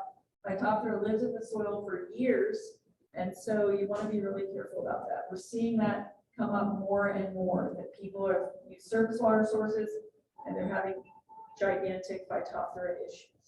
So just be aware of Would that. that include cisterns that have been dug in years past that kind of fill up with the surface water or the drainage rather? It could, it very well could, because all it takes is a little bit of Phytophthora to get in there, and then it's going to proliferate. It's a water mold. So once it's in the water, it keeps going, and then if you're irrigating everything with it, you just inoculate your whole field. So if it's a closed water source, it's not an issue, but for open water sources, it could be a pretty big deal. Okay. Yes, Is there a way to test the water for that? that's a good question. There's not a good way to test it. Our pathologist gets that question a lot. But we've seen it in very many counties with folks that are using ponds and other types of surface water, especially if you're growing cucurbit crops. The majority of the cucurbit crops are susceptible to Phytophthora. Peppers are another one that's very susceptible to Phytophthora. So it really limits what you can grow if you do have Phytophthora in your soil. So my word of caution would just be very careful with surface water sources and vegetables. Okay, next question. What type of pest control can we use for an organic garden? I think we got some of those publications online. For an organic garden, yes. So for pest control, you can use Safer soap if you're organic. You can also use things like BT. So you can't use BT seed that's been genetically modified, but there are several formulations of Bacillus thuringiensis that you can spray on your crop if you're organic. And you want to make sure that it's one that's already approved if you're certified organic, because the inert ingredients in BT can change. So you want to make sure it's one that is approved. Other things, when we have some major insect outbreaks on our farm, we use a product called Pyganic, which is a broad spectrum, but it does take care of insects. We don't like to use it because it is broad spectrum. It takes out our beneficials as well as our pests. So you want to be careful with it, but it is one that is approved as well. Okay, now next question. What are some good recommendations for greenhouses? There are a lot of designs out there. And to follow that up, how big do you need to be with a greenhouse to make a profit? So greenhouse I design don't know and if then I how know big? the answer to how big you need to make a profit. It depends. I mean, you can, yeah, it does depend. And you can really cram a lot of transplants in there. And then when you get rid of a batch, you can grow a new batch pretty quick. So I would say it really depends on your market, like anything else, about how many you need. And as far as greenhouse design, I'm not really a good one to answer that one. That would be more of an engineering question. Ours is a very, very, very old greenhouse, so our farm was established in the 40s. And the greenhouse hasn't really come along too much since then. It's a glass greenhouse. You can get away with doing a lot of this in the high tunnel though too. And there's a lot of cool designs to have drop down shelves in your high tunnel so you can grow transplants along the edge of it. And then you can still grow your crops in the ground. It's a whole lot less of an investment if you're doing it in a high tunnel because it's plastic sides versus glass or some other material. You just have to worry about the lighting in a high tunnel situation. There are more designs on YouTube, building greenhouses on the Jeep, use cattle panels, pallets. Yeah, I mean, it'll range from stuff you can get at the junkyard to, full on engineered design all over YouTube. it is, yeah. That Yeah. person just needs to go out and research it. Yeah, depending on the area where you're living, I mean, greenhouse grower supplies, you can look online. I mean, if you're up around my area, Montgomery County, Clarksville, Deerfields and Sodders, we send a lot of farmers up that direction. It just depends on what you want to grow, start out small. I would think would be to start out small and think about what you're going to be growing and be thinking about that business plan too, that we're always hitting on. Yeah, just like anything else, every crop has a learning curve. It's the same for transplants. To get a good transplant, you want to know your crop and know its light requirements and its heat requirements. So throwing a bunch together might not make a lot of sense at first. Is the best to buy glass or plastic? I don't have a good sense of that. I think there's plenty of plastic out there now that give you the same result. So our greenhouse back in 2011, the night before our field day, we had a big hailstorm. And it smashed all the glass in our glass greenhouse. So there's that. It also went through our high tunnels. So we had two types of high tunnels. We had double ceiling high tunnels with 2 layers of plastic and single layer of plastic. And the single layer of plastic, the hail came right through and pelted through our crops. The second layer of plastic on the double layer stopped it from coming through. So there's advantages and disadvantages to each one. It just depends. Glass would be really expensive in my estimation. So I think that unless you're really going whole hog, I don't see why you need glass at necessarily. least with the plastic, it is replaceable. It is, and it's cheap to replace. Without shards of glass and Yeah, without everything. shards of glass and all your things. And the person that was asking these past few questions is growing spices and gourds. That's why he was concerned about, or asking about the different types of greenhouses and such, just to, Yeah, I think we do all that in the tunnel. yeah, a high tunnel. Okay. All right. All right, well, that's all the questions on that topic. Do you need a break before you go on? No, I'm good. Okay, all right, well, we're going to continue on with Annette with high tunnel production season basics. All right, so how many people already have a high tunnel? Anybody? One? All right, how many people are thinking of getting a high tunnel? Ooh, a lot. All right, well, good. And we have a lot to talk about. I lost my clicker. Okay, so this is one of our high tunnels in Knoxville. These are our little ones. They are 30 by 48. And a couple of things to mention about them. You'll see that the curtain there on the side, it's open right now, but it opens from the ground and it goes up. Another thing you'll notice is it has a wood baseboard around it.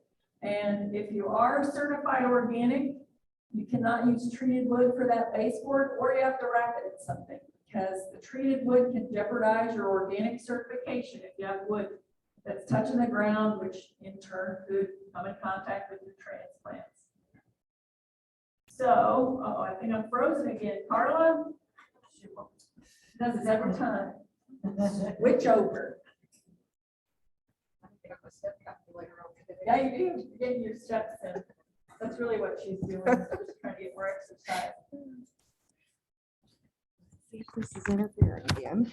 So this is a little mulch trial we did there a few years ago, Okay. looking at black plastic and white plastic and straw and paper, I think. Try it now and see if it. There we go.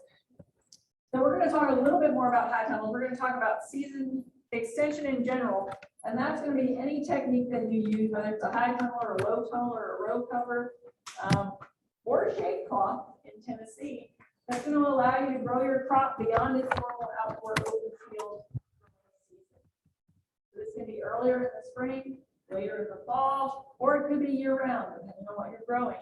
We're not gonna grow tomatoes year round in a high tunnel without supplemental heat in Tennessee, but we can grow a lot of greens and other cool season crops in our high tunnels year round. But it can do something like extend your harvest of tomatoes into November here, or even December. And so that's really important because that high tunnel is not getting that overhead rain. There was a question earlier about, okay, I don't want to use drip irrigation, I want to do overhead. Well, this is one of the advantages of a high tunnel is you're not getting that leaf canopy wet, and so you can get higher quality crops and you can get higher yield out. So that's one of the things we do with the high tunnel. We tend to see early blight, one of those diseases that blows in every year for our tomatoes. It's usually a misnomer. It doesn't blow in that early. It tends to blow in later in the season, but we don't see it as much in a high tunnel situation. Just not getting that overhead rain can help reduce that early blight for us in a lot of cases. So why might you want to extend your season? I just covered a lot of these too. Because you can get year-round income, you can also retain your customers. If you have a winter market in your area, or you have a winter delivery service that you're willing to do for your customers, that can keep your customers year-round, which is great. It can also help you gain new customers. And it can give you those higher prices because you are the first one in many cases on the market if you have a high tunnel and can get that product earlier. It also gives you higher marketable yields, as I mentioned, from keeping the water off the canopy, and better quality. And since we're not getting that overhead rain, strawberries are a good example. They have a couple of issues, but you can really concentrate the sugars in your crops because you're the one that's in control of how much water they're getting. And right before harvest, that's when we can really back off the water a little bit. And in melons and strawberries, you're going to shoot those sugar levels up through the roof. And that goes a long way for your customers because it's going to taste better. It's going to have sweeter fruits. And if you have workers, you can possibly keep them employed year round instead of saying, I'm done with you, you can come back, in March. So that helps too. Why might you not want to extend your season? Because you get no break in your yearly work schedule. You really need to be there because there's increased management demands. You need to be aware of the temperature, and not only the temperature. On a sunny day like today, even if it's cold, you need to be out there to roll those sides up because in the tunnel, it's going to warm up really, really fast. And it's great to work in the winter, but you need to be there so you don't overheat your plants. Tunnels are very forgiving on the colder side. It might look like your plants are all frozen in the ground and dead, but they generally will recover. If you overheat them, they're not going to recover. They're going to be dead. So you want to make sure that you're there to roll up the sides early and be there at night to roll back down and try to conserve as much heat as you can. It can be higher production costs if you are using a heated system. In the true sense of a high tunnel, you're not using any heat, but more and more folks are putting heaters in there or fans in there, especially for the summer months here in Tennessee. So you want to think about all of that as well. So just like Finance was talking about, some of the key practices for season extension are site selection. And this is really important because while a high tunnel is considered not a permanent structure, most people aren't picking them up and moving them if they're a big 30 by 96 tunnel or larger than that. And a lot of people cement the posts in so they don't travel and we get a big windstorm, which we seem to be getting more and more frequently here in Tennessee as well. For site selection, you do want to orient them north-south. That's going to help them stay warmer in the fall and warm up sooner in the spring. Cultivar selection. Just as Finance mentioned, you want to think about the days to maturity for a lot of these crops. You want to think about the cold hardiness if you're using it to grow year-round, and you want to think about the heat tolerance if you're growing in the middle of the summer. So tomatoes are our most popular crop in a tunnel situation. You definitely want to get a tomato that can take the heat because even with those sides rolled up, it's gonna often be over 100 degrees under that tunnel in the summer. We talked about the transplants before, but a lot of these things you're putting in a tunnel, you're gonna transplant. That's gonna give you that head start even more on the season than just being in the tunnel, but that can buy you a whole nother month inside of the tunnel. So as I mentioned, there's more than one way to extend your season. This is a high tunnel, but then we have row covers going on in that high tunnel as well for our cool season crops. You can do a low tunnel, one that you're not gonna walk through, and I'll show you a picture of those coming up. Plastic mulch is another way that just gives you a bump on your season if you're growing out in the field, because it's gonna concentrate the warmth under that plastic and buy you some couple weeks. Row covers we used extensively this year for our strawberries because we had that really warm week in December. Our strawberries all started to flower. Then we had another cold spell. So we really row covered up our strawberries. They made it through, but they wouldn't have made it through if we didn't have that row cover on there. So we'll talk about that. And then shade cloth. Oftentimes we think about warming, but shade cloth can help us for some of those crops. So we might want to have as staples year round. So in our CSA, we like to provide people with lettuce. And lettuce here can get very hot and start to bolt very quickly. If you're growing in a high tunnel situation, having shade cloth can bring the temperature down quite a few degrees and make it possible to grow some of those crops year round. So a high tunnel, you also hear it called a hoop house. It's just a structure that is basically a greenhouse but covered with polyethylene plastic. And it's going to help protect those crops from sun and wind and rainfall and cold. As I mentioned, they're typically passively heated. We're not going to put a heater in them, but many folks do. And the NRCS used to be sticklers about that. I think they backed off on that as well. And we talked about the NRCS in Finance session 2, but they do have a special cost share program just for high tunnels, the EQUIP program. The other place you can get cost share for high tunnels is through the Ag Enhancement Program. So you're all here getting that educational credit. That's a great way for people to double up on those two programs, and you can essentially get a high tunnel for free in Tennessee, which is a unique situation. As far as the NRCS side goes, I always tell people to call your NRCS office and keep calling them. And so they know your name, because the application period for high tunnels is different by county. Sometimes the qualifications for who's eligible for a high tunnel changes. So if you keep calling them, when that application period opens in your county, they'll call you back just to get you off there back. So persistence can often help. So we talked about all these already at season extension in general, but we'll talk about them in more detail. There are, even within the high tunnel realm, a lot of options. So you can go with a Quonset hut, and that's going to have a rounded top to it. In areas that get a lot of snow, the snow can tend to build up on those more. It's generally not an issue for us, but we do have Gothic style on our farm. It just has that peak that does help shed snow. If you do get snow on your tunnel from a weird storm or something, which we tend to see, you can just get 2 people, one on each side, and a rope, and you just run the rope over and it'll shovel the snow right off the top for you. So that can be easier to do on a Quonset than a Gothic, but we've done it before on ours. And then there's these multi-bay hay grow. You don't hear a whole lot about them anymore, but a lot of people used them probably 10, 20 years ago. And they're just a multi-bay, so they're going to have that ceiling on them, but they don't really have an end on them. And folks are growing fruit trees under there and cut flowers and all sorts of things, just to keep the rain off. So it's like an umbrella for your crop, and it could be over a whole acre or more, as you can see there. The other option, if you have not purchased a tunnel yet, and one I would advocate for, is a movable tunnel. And the reason that I would advocate for movable tunnels is because it really opens up your crop rotation options. And crop rotation is a big deal in a high tunnel situation. As I mentioned, everybody wants to grow tomatoes in the summer because they're the most lucrative crop in a tunnel. There's some work out of North Carolina State that says you can get $3.66 per square foot by growing tomatoes in a tunnel.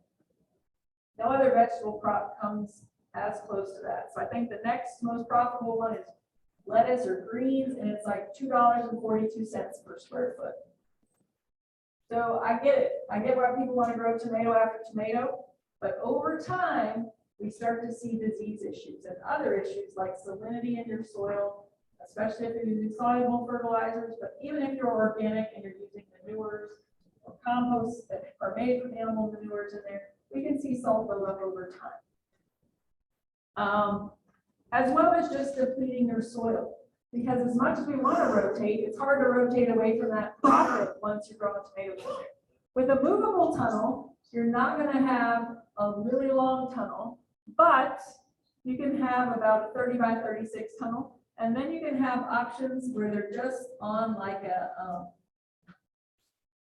what's that fence? A chain link fence, the track on a chain link fence, same thing you can use for a high tunnel situation. You can see it there on that bottom picture. It's just along a track. And so a few people can move that, 2 to 4 people can move it when you want to move it. But then it allows you to incorporate cover crops into that rotation. It allows you to start your cool season and move it once. You can move it again when you want to start your warm season things. So it really helps you expand your options. The other way to do that is just to have multiple tunnels. So you're rotating while you're growing in each tunnel. But again, people want to get all that tomato money, so they tend to keep growing tomatoes in there year after year after year. Yes. They're generally pushed and moved. Some people move them with a tractor. Some people move them just with woman power. Some people do have versions that they can pick up and move. The Dicingers in Hickman County were one of the first growers in our area to use movable tunnels. Is anybody familiar with Elliot Coleman from up in Maine? Yeah. So he has written a lot on season extension. He grows year-round in Maine, which is very impressive. But he was probably the first one to mention these movable tunnels. And the Dicingers, who run Bountiful Blessings Farm, and now their son, Jonathan, runs Farmer's Friends. It's an LLC, but he does a lot with caterpillar tunnels. He does a lot with irrigation in tunnels. If you aren't familiar with them, I would write down that name and Google them because they're doing a lot of great things. If you've seen in the Johnny's catalog, the greens harvester that runs from a drill, has anybody seen that? No? Oh, you need to Google that too. So he came up with that, and Johnny started selling it years ago. But it's basically 2 blades, and it's powered by a drill. So you just walk along and harvest your lettuce in about 5 minutes for the whole row instead of a really long time with your scissors going down the road. So lots of innovative things, and we're lucky to have them close by here. But they went up to Elliot Coleman's farm. He came down to their farm, and they figured out how they could make a movable tunnel the most economically that they could. And so they have several designs of these on their farm. They were ones that instead of doing a CSA when everybody else was doing it, they want to do a winter CSA. They said, we don't want to be in the high tunnel when it's really hot in the summer. So they did all of their winter CSA and were very successful at it. The other thing about movable tunnels, they're not all totally wonderful because, as I mentioned, a lot of people cement down their high tunnels so they don't blow away. You do want to have a plan to batten down your movable tunnel, even though it's a movable tunnel, because a windstorm can pick them up and move them a great distance. I have a colleague in Maine that just showed some pictures, and theirs came very close to landing on a road. And I was imagining somebody coming around that curve right when that high tunnel landed, and it wouldn't have been pretty. So some folks bury like large chunks of cement, and so then they can dig them up and move those when they move their tunnel. But you want to have a plan. Other people kind of tarp them down. You want to think about that on the front end, so you don't lose your tunnel or injure anyone in the process. All right. So this is advice from the Wiedegers, who are other pioneers in this area. They started growing in tunnels in the early 90s in near Bowling Green, Kentucky. And they used to do a wonderful 2.5-day class just on high tunnel production at the Southern Sod meeting, which has since been disbanded. But it was a great course. You learned a ton, and they were like a comedy duo. between the two of them. But their advice is locate the high tunnel close to your house, so it's a short walk on a cold day, because if you're growing year round, you don't want to have to go a long way to get there. And then you want level ground from side to side, so no more than a 50% slope. Now that's easier said than done in a lot of parts of Tennessee. So again, you're going to do the best you can there, but you want to minimize the slope as best you can. Like anything else, you want to make sure you have good drainage, and before you put the tunnel in, you might want to put some drainage tile around the edge, because you don't want a tunnel that's going to fill up with water. We have that in our tunnel. We have some spots that still get flooded when we get too much rain. When we redo ours, we probably need some drainage tile in ours. You also want to make sure that you're avoiding any wet, shady areas and any obstructions to your ventilation. So ventilation is really important. We have high humidity in Tennessee in general. Inside a high tunnel, it's going to be higher humidity. So you also not only want to orient it for that light interception, but also so you're getting a good cross breeze coming through your tunnel. Capturing the most light, so that's north-south for us. And again, you want to orient it perpendicular to the prevailing winds. The cover on these, so it's generally going to be 6 mil polyethylene. So it's a nice thick plastic, and you can repurpose it for other things once you're done taking it off your tunnel. The recommendation is that you change it out every 4 to 5 years. We tend to eke out a little longer time than that in ours, but you want to make sure that whenever you change out your plastic on here, that you're doing it in warm weather so you can stretch it good over the frame. We waited too long on one of our tunnels, and we had a little hole, and then we had a storm that became a big gash in our plastic. We had to change out in November. It wasn't very pliable. Now in the summer, when the wind's flapping, it really flapped because we couldn't really get it tightened down, and it wasn't stretchy when we put it on. So you want to think about that as well. 1 layer or 2, I already mentioned on our farm, we've had both. For Tennessee, I think you can get away with 1 layer unless you have a hailstorm and it comes right through. But a lot of folks north of us do use 2 layers because they're going to get more snow than we do here.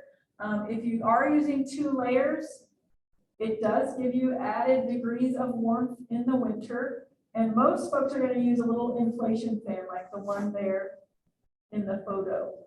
And that's going to blow air between the layers. If you don't have that air between the layers, you could tend to get algae and other things building up in those layers. And you're not going to get the insulation effect that you would if you have that insulation or that blower fan in between. You don't want mold either, and you're going to get less light transmission if they're touching each other.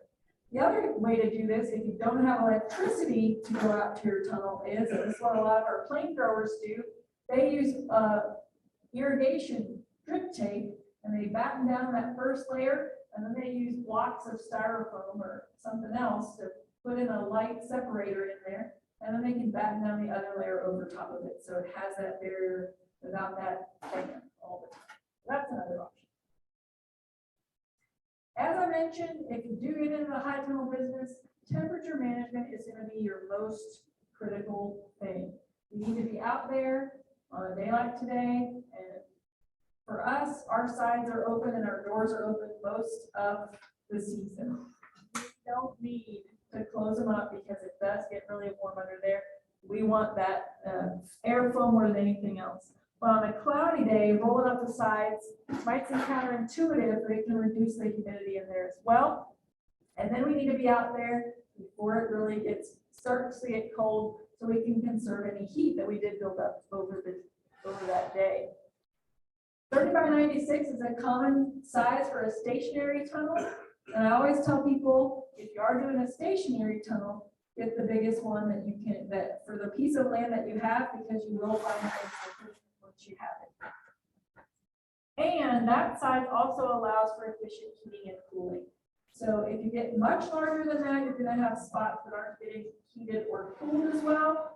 And if you're smaller than that, it actually isn't as efficient as that 30 by 96 size. There's lots of ways to ventilate these, and we see more and more every year. So you can either have your sidewalls and end walls that you can open. Here you can see the vent on that top photo there, and that's a great way to get some airflow We have these fancy ones that no longer are working on our farm, but they have paraffin wax in them. And so the idea is, as it warms up throughout the day, the paraffin wax melts and the vent automatically opens. So we get a little window up at the top to let out hot air. And then as it cools down, that wax re-solidifies and it closes back down. They work for a while. They don't work anymore.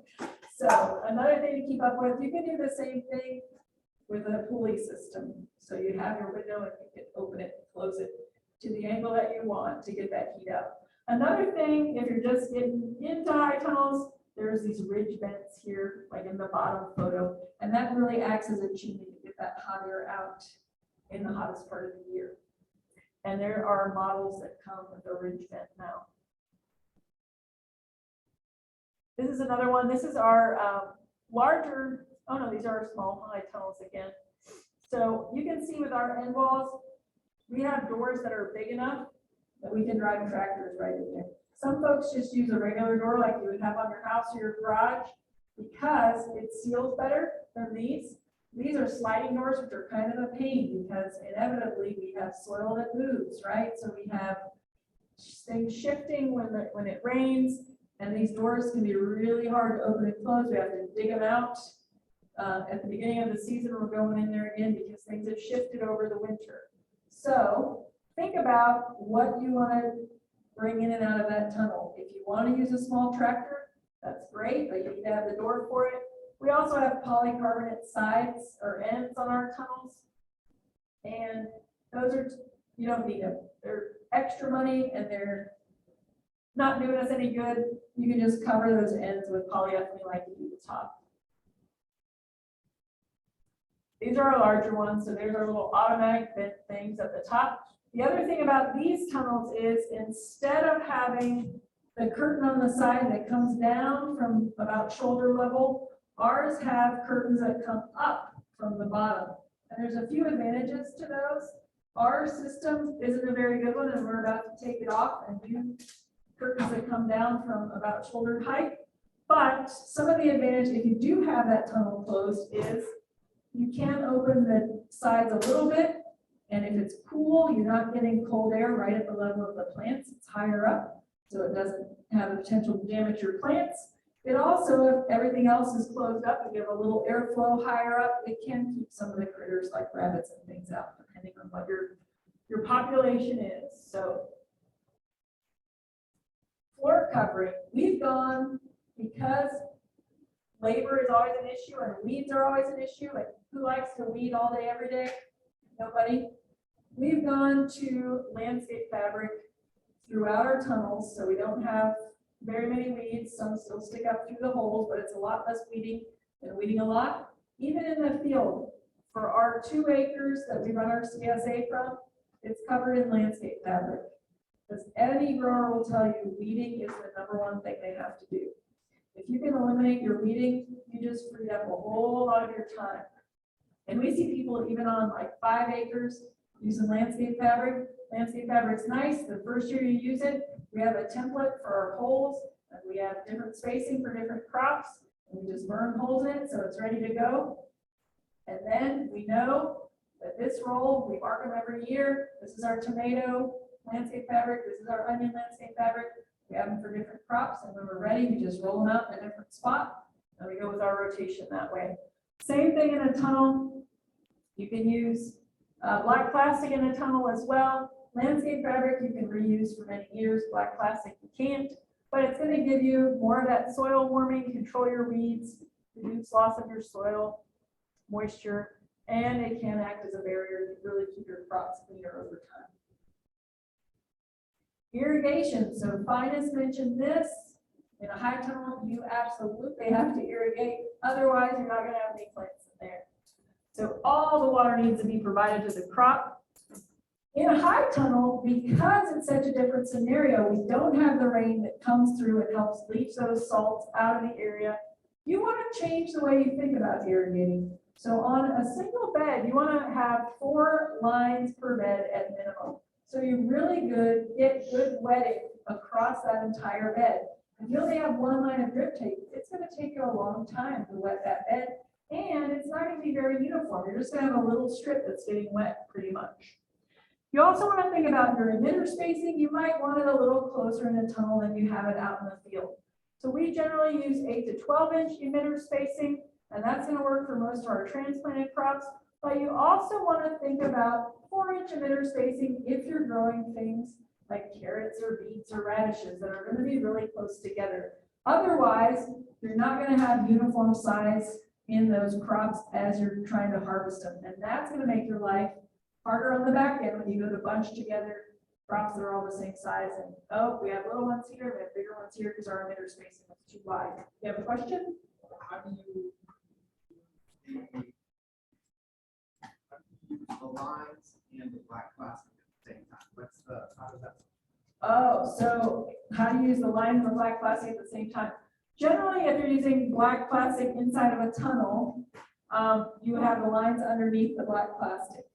And then in the field situation, you have a plastic layer and the drip tape goes together at the same time. And so you're laying it right under the black plastic as you're laying the plastic.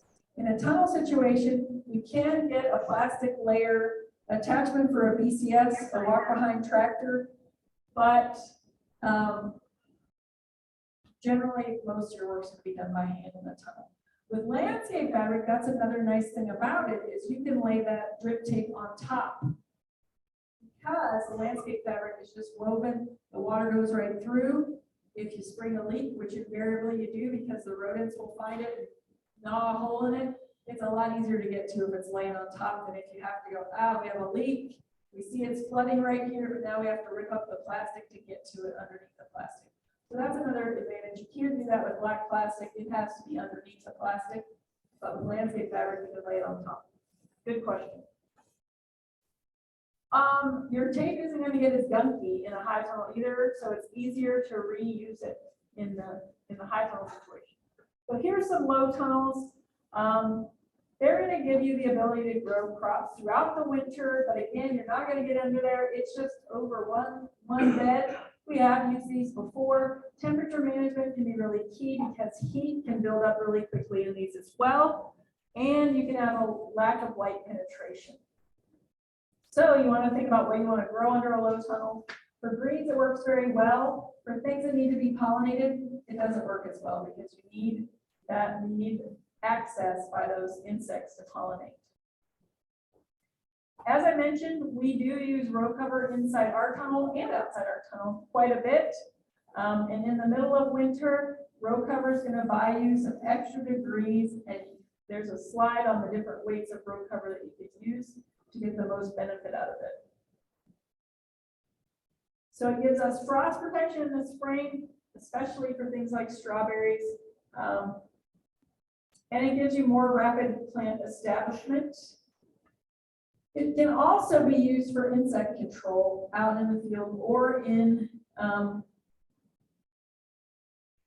high tunnel. And you can reuse it from year to year. As I mentioned, there's various weights. So if you're using it for insects, it's going to be the lightest weight. It's about a little less than a ½ ounce per square yard, and it's going to have high light transmission. So there's a couple brands there. Then for general frost protection, it's going to be a little heavier. So it's going to be about a little over a ½ ounce and a little less light transmission. Then if you're really trying to overwinter things, you're going to get the heavy duty, heavyweight stuff. It's going to be almost an ounce or 1½ ounces per square yard. It's going to have the least light transmission though. But it will give you 6 to 8 degrees of frost protection. So the other thing about row cover is you don't want it directly touching the plants because it can freeze onto them and cause issues for you. But you can also make little hoops with it. So you can make hoops out of conduit, you can make hoops out of PVC and rebar. There's lots of ways to make little hoops that work for you. Anything to just get it off the plants if it is in a freezing situation. So there's various ways to do this. Again, depending on the crop you're growing, if you're going to leave it on or if you're going to take it on and off. So you want to think about that if you're just going to cover one row or you're going to try to cover a lot at once. We've also done kind of a floating row cover, so it's easier to take on and off fairly high up. The other thing you want to think about, especially if you're using it for insect control, is some insects are overwintering in the ground. And if you have that row cover on there, you're actually trapping them right in there with your crop instead of keeping them away from your crop. So know your insects, know their life cycle, make sure you're not causing a bigger problem than you originally had. The other thing with row covers is if it does directly touch the plant, it can injure stems and rub during windy weather, and it can freeze the leaves, as I mentioned. And it can, again, you don't want to fry your plants, so you need to take them off if it's getting warm weather there. And for something like lettuce, you can leave it on there the whole time until you harvest because it's not flowering, it doesn't need that pollination. We generally use row cover on our eggplants because the flea beetles will make the leaves look like lakes early on if we don't have that row cover on there. But when we start getting flowering on the eggplants, we need to remove it. By that time, the eggplants are usually large enough that they can fend for themselves with the flea beetles, and it's not an issue anymore. All right, so tips for success. Add 25% or more to your main season days to maturity if you're planting in the fall and more in late winter and early spring. So oftentimes if you're growing lettuce in the spring or summer, you can get a crop off every 15 to 17 days. It's going to take another 10 days at least in the heart of the winter. So you want to make sure that you're accounting for that as you're planning out what you're growing. You want to optimize your light. That's always the rate limiting factor here for us. With low tunnels and row covers, we're trying to extend the harvest and keep those plants alive. We're not expecting a lot of new growth. So a lot of folks say in the late winter, it's kind of like a refrigerator. Kind of hold your crops where they are, but they're not going to be growing a whole lot in the dead of winter. Shade cloth. So shade cloth can help reduce things like sun scald in a lot of our crops. If we don't have good plant canopy cover, we tend to get this scald like you can see in the picture. It can also just reduce the temperature under that high tunnel or in the open field.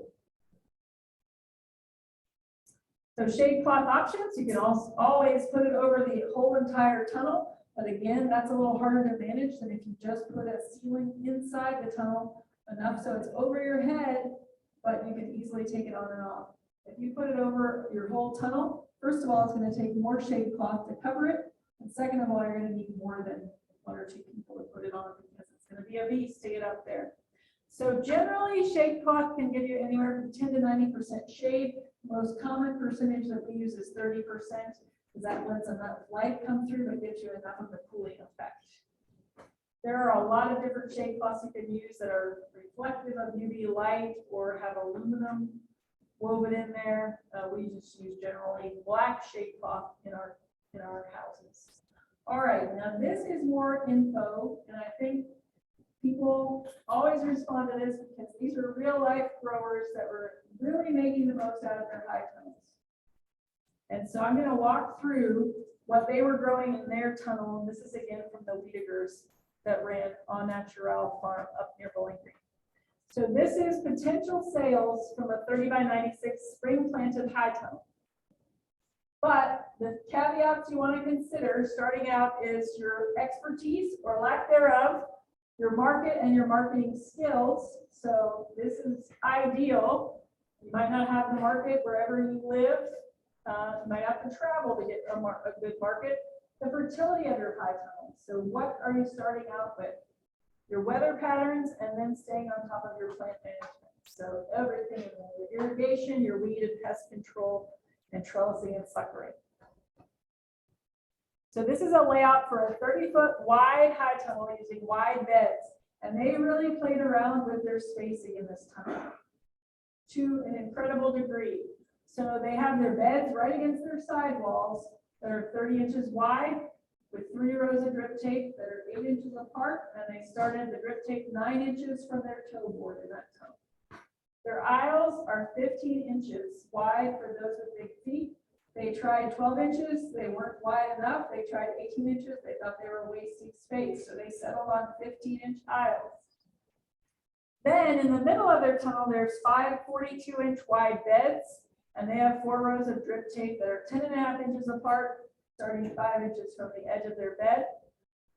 And they settled on 42 because someone could reach across from each side. If you get bigger than 42, then you have people having trouble getting to the middle of that bed.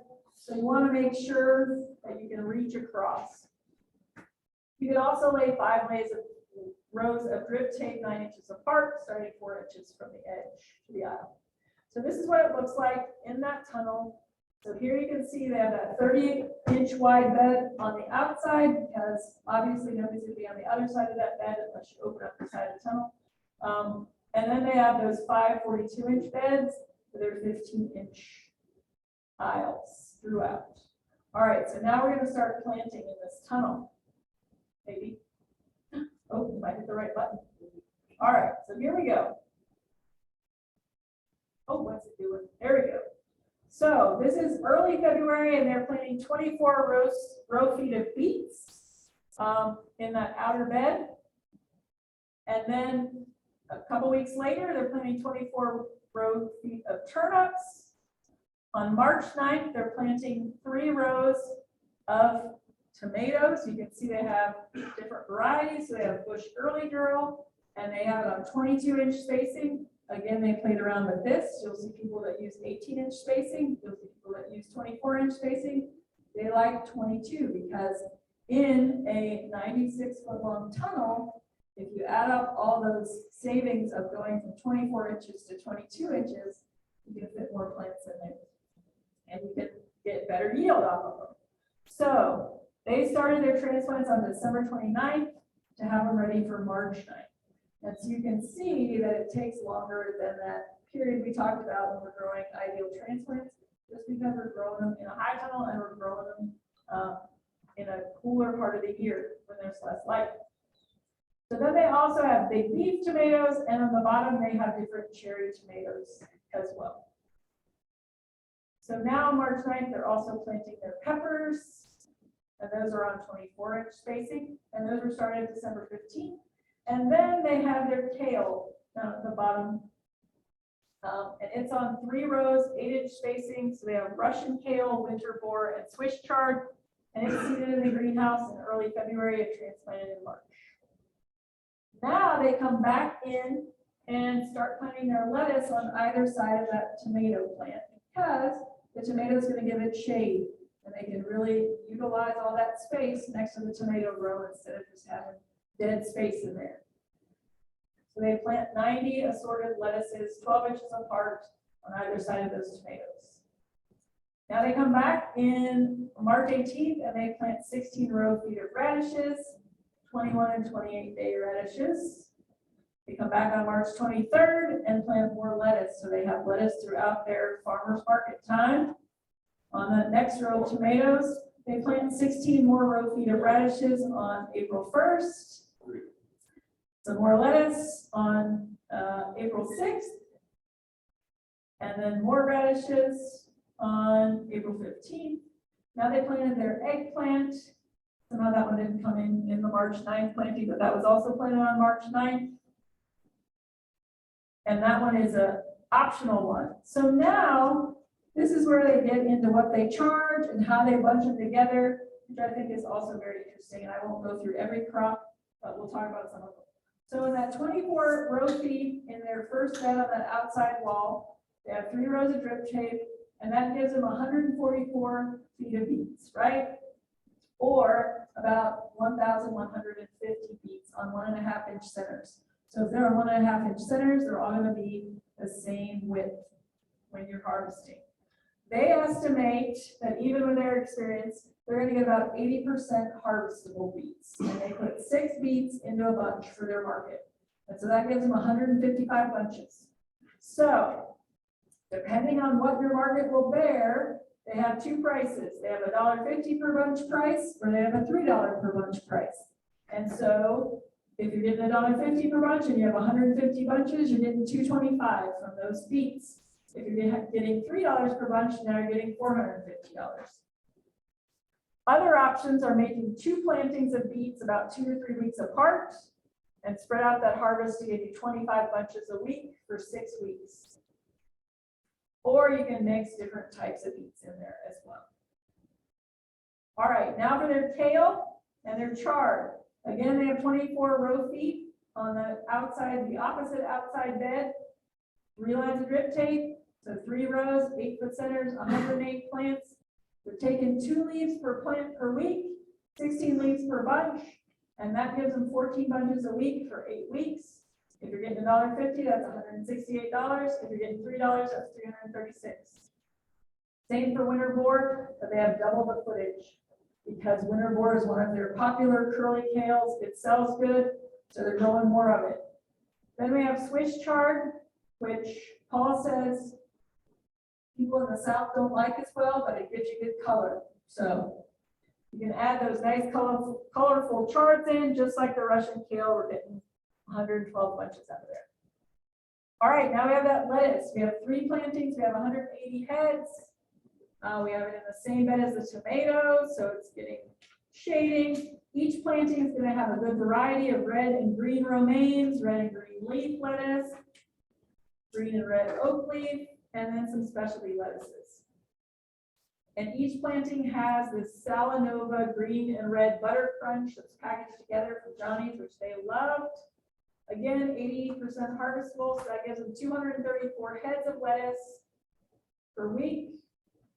And then 98 Salanovas, which they can get $3 per bag or $4.50. All right, same thing on the tomatoes. So you can tell that they know their yield of these various tomatoes, but they have 50 plants each in there. They estimate that on their bush early girl, they're getting 10.5 pounds over 3 weeks per plant. So that gives them 525 pounds of tomatoes. If they're getting 420 marketable pounds, now if we're getting $2.50 or $4 per pound, you can see what they're netting. For their big beef tomatoes, they're estimating 12 pounds over 3 weeks per plant, and they have 76 plants. So they're estimating about 730 marketable pounds on that. Same deal. And then their cherries. So peppers, same thing. And they're delineating out between harvesting them green or letting them get all the way red ripe on the plant and the timing of when they're doing that. So you can see they have both from July to the end of September and then October, and they're keep picking peppers all the way to December 15th. And how many peppers they're getting in that time frame. Eggplant, same thing. If you're growing eggplant in your tunnel. But now, if you add up all those crops that they're growing, on the low end, if you have a lower market, you can make $8,321 out of that tunnel. If you have a higher end market, you can get up to $15,000 in that tunnel. But it's really packing all that in to that small space and utilizing the space to its fullest and knowing how to manage it. What I didn't show you here is they also did cut flowers in their tunnels, and cut flowers can be very lucrative in a tunnel. They're going to get nice long stems in a tunnel, and they can blow that $3.66 for tomatoes per square foot out of the water. So there's a lot of flowers that you can increase your revenue by growing flowers in a tunnel. The thing you have to watch with flowers in a tunnel is powdery mildew. So you want to make sure you have a good powdery mildew program if you want to do flowers in there, because that can take you out. So that was their spring mix. What are they growing in the winter? In the winter, they're growing a variety of things, lots of greens in there, mesclun, spinach, more lettuce, kales, bok choy, tatsoi, Chinese cabbage, Hakurai turnips, which are really tasty little sweet turnips that are about golf ball size and white, more chard, arugula, braising mix. That's when some of those things get a little bigger. Now you call them a braising mix. Baby greens, onion transplants, bunching onions, radishes, and really, really sweet carrots, because again, you're concentrating the sugar in those carrots and not getting that overhead rain on them. So when do you start planting in your tunnel? So we want to make sure we're backing up to like June to get those spring things in. When we're planting, buying our seed, seeding our crops in our flats.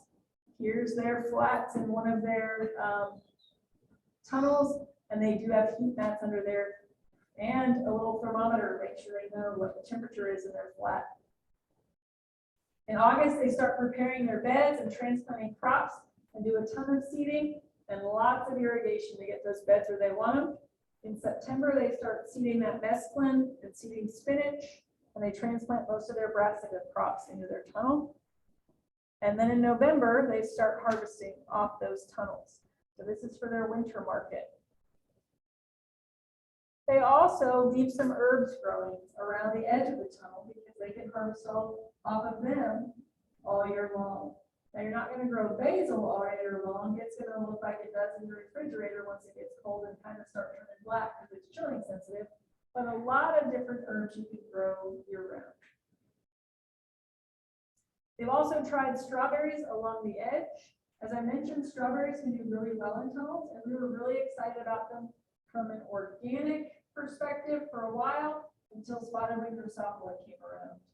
So usually strawberry crops don't have a high population of spotted wing Drosophila that's built up. It's a little fruit fly, and it can be in the fruit, and you don't know it, the larvae. And then when somebody takes it home and sticks it in the refrigerator, opens the refrigerator, you see all these little squiggly larvae going all over. Not good for your marketing, right? So strawberries used to be the first crop of the year for berries and weren't really susceptible to spotted wing Drosophila. In a tunnel situation, spotted wing Drosophila can overwinter in those tunnels. So it has become more of an issue. You just want to make sure you have a plan for spotted wing Drosophila. There's still not really a good plan yet if you're organic, but there are options if you're not organic. So a few things to remember: your expertise or lack thereof, your market, your fertility in your tunnel, your weather patterns, staying on top of your plant management. All goes a long way. Lots of good high tunnel resources as well. I have a high tunnel resource page on my website, and the Center for Crop Diversification from the University of Kentucky has a good resource page on greenhouses, high tunnels, and low tunnels.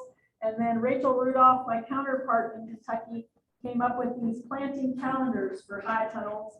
And they have them for both eastern and western Kentucky, but we're pretty close, so you can get the one that's closest to where you are. And that's a great way to map out what you're going to plant in your tunnel when. Hightunnels.org is a website where a lot of folks go to talk about things about high tunnels, so you can get in discussions there on high tunnels. If you have questions about, how do I do this, or, what model do people like in the tunnel, that's a good place to go. I mentioned Elliot Coleman. His books are wonderful if you do want to get into year-round production. And we already talked about the EQUIP program and the Ag Enhancement program for your cost share. So with that, I'd be happy to take any high tunnel questions you might have for season extension in general. I think they're ready for lunch. Oh no, they have you in between, okay. Well, I'll just go ahead and skip. We'll go to lunch. I can give mine during lunch. Let's see if we have any questions in the chat box.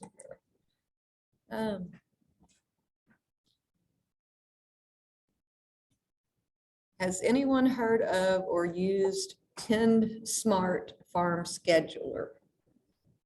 Anybody heard of 10 Smart Farm Scheduler? I sure have. TEND Smart Farm Scheduler. Oh, you have it right You there. got it? Okay.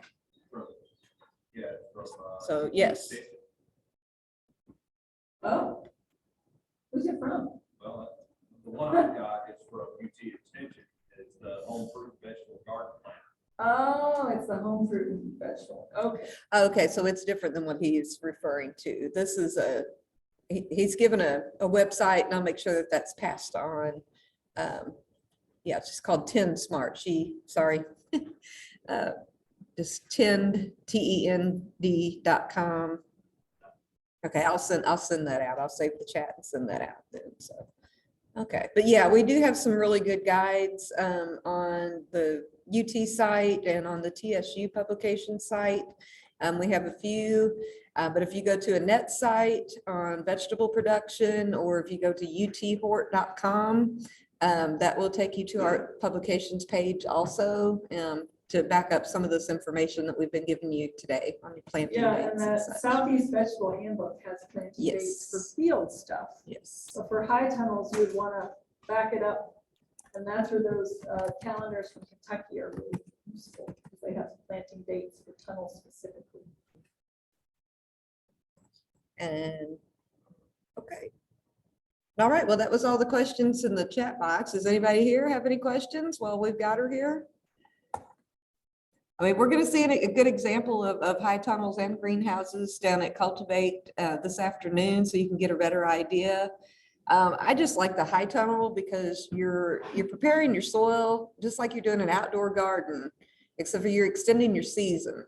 I mean, that's the most important take-home message I think that we can give today is you're adding organic matter to that spot, but you're creating a kind of a controlled climate. You don't have to heat it or cool it. It does that naturally, okay, by using the heat that you bring in from the sun that you bring in the soil, and that organic matter keeps it warm enough to where you can grow those crops and kind of manipulate it a little bit yourself. You're playing with Mother Nature, I guess you'd say. But the soil is really important in there. So, Yes. you know, they tend to be very tillage intensive areas because you're turning around crops in them pretty frequently. So you're tilling them up, you're really beating that soil up. You're losing soil organic matter because every time you till, you're beating it up and it's hotter in Yes. there. So it's burning up that organic matter quicker. And that's again where those movable tunnels are nice because now it's easier to incorporate a cover crop. You can incorporate a cover crop in a regular high tunnel, but it's taking that land out of cash crop production. It's also harder to manage in a tunnel situation because it's going to grow quicker. So you're going to get a lot of biomass and you have to have a way to terminate that crop. So even if you're used to growing a crop, a cover crop outside in the field, it's going to grow more vigorously and you need to have a way that you're going to manage it. And that can be difficult for folks to do. And once you have it in there, it can bind up your nutrients. So you have to have a way to break it down. You have to have some sort of overhead irrigation in there because if you don't, you're not going to get a full stand. It's going to be patchy. So there's a lot of things if you're trying to incorporate cover crops or other things in a tunnel. If you have that movable tunnel, it makes it a whole lot easier to take care of your soil over time. Because high tunnels are great for like the first 5 years. You're like, this is fantastic. My yields are higher, my quality's higher. But then all those issues start to show up with salinity building up in your soil, with diseases building up in your soil. And so you really want to think long-term how you're going to manage inside that tunnel. Okay, I've got a question myself on southern blight. Okay. All right, we saw a lot of southern blight last year, and one of the recommendations that I made, besides putting it out of production, is to incorporate those cover crops in until deeply and turn that crop over for a couple of years. Then should you be able to go back with a susceptible crop, or are you still going to have problems? How long does that southern blight stay in the soil, I guess is my question. I'm looking at options. Because it's southern blight and it has Southern those blight. sclerotia, those overwintering bodies, they're very, very strong. So they can last for multiple years, like more than 2 years. Yeah. Generally. And even after you deeply till, if you deeply till again, you can bring them up to the surface and then they can be viable. So for southern blight, if it's a fairly contained area, the advice I always give people, if it's one plant here or there, is to dig it out and dig out probably a good 4 feet around it. So you're getting rid of all that and putting it in a garbage bag and getting it off your farm. Don't even put it in your compost pile. If it's more widespread, then you have a bigger problem and it's going to be harder to deal with. But that's the problem with even deep tillage is those are your remaining viable. They're very, very strong. Okay, that's kind of what I thought. Yeah. So you're pretty much, I mean, you could grow corn, you could grow You could. something else, Yes. but just those susceptible crops, you can't grow there anymore. Yeah. I would wait a good 4 to 5 years. 4 to 5 years. Yeah. Okay. Okay, that's a question I've been getting because we've seen a lot of southern blight, not just in vegetables, but in hemp production and other crops. And so it's putting those areas out of production. So, And that's what Phytophthora will do too. yes. And Phytophthora is So, one that a lot are susceptible to. and if you've got a combination of both problems going on, then you might as well just put that field out of production, move to something different. Yeah. Yes. Okay, All right. all right. Anybody here have any questions? You guys just ready for, okay, there we You go. did say that the Tennessee Ag Enhancement Program that you combine with the NRCS. TAE, yeah, the Tennessee Agriculture Enhancement Program and USDA programs, yeah, they're separate entities, so you can apply for both. Yep. Just to clarify for the folks online.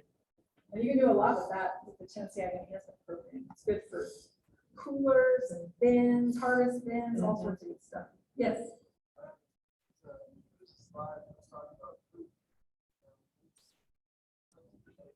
Yep.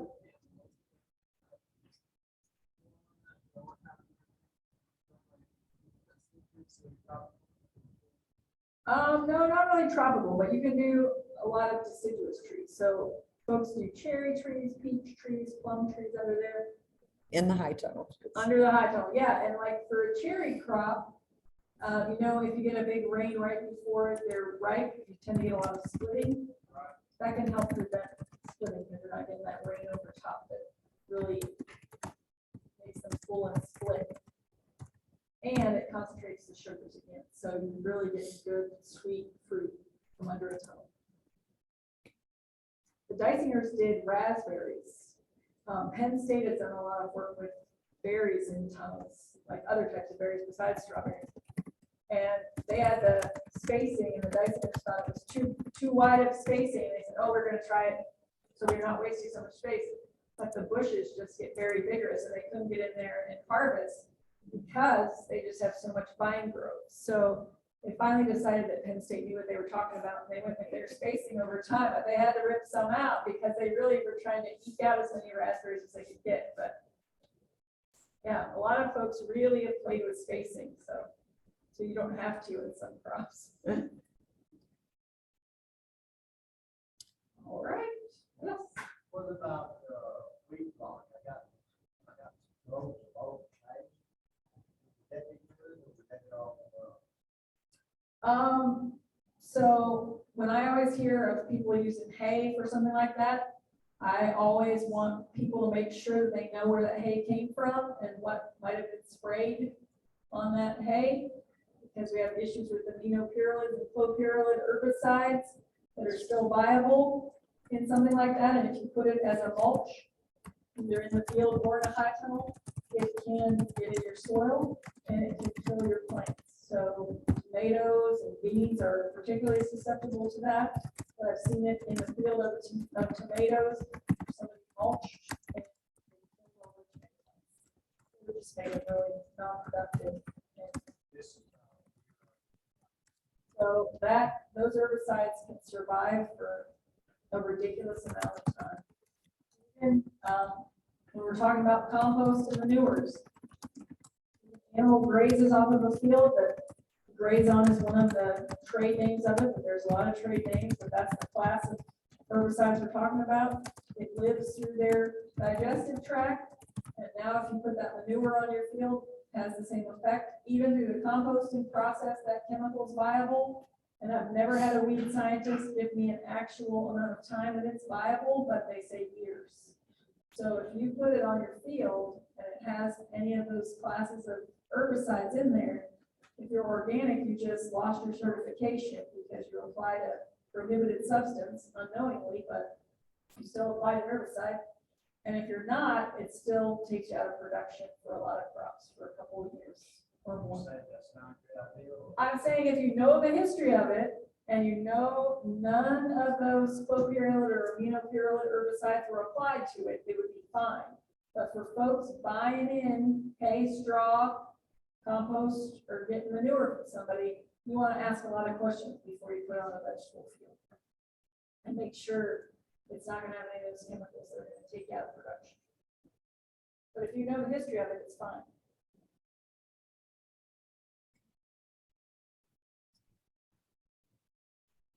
Okay, well, I don't see any other questions online, so thank you very much, Annette. We appreciate you being here, and you're going to stick around for the afternoon tour. I gotta go back. I have a soccer game. Not mine. Okay. The cultivate's great. Okay, well, we'll be going down to tour Cultivate after we do have another session. We have lunch and we have another session before we head down to Cultivate. So, all right, well, thank you very much. Everyone, we're going to go on lunch break now and we'll be back. Oh, what time is it? I can't see it. Thank you, Ned.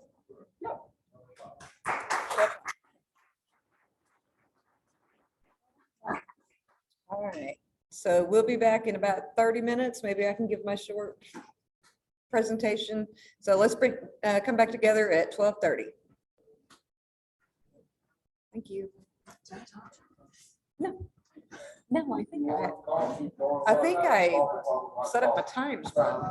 Honestly, when I think I was laying it out, I think I laid it out wrong. I think that's what happened. I feel like I flew that first one. Yeah. The second one was not going way long.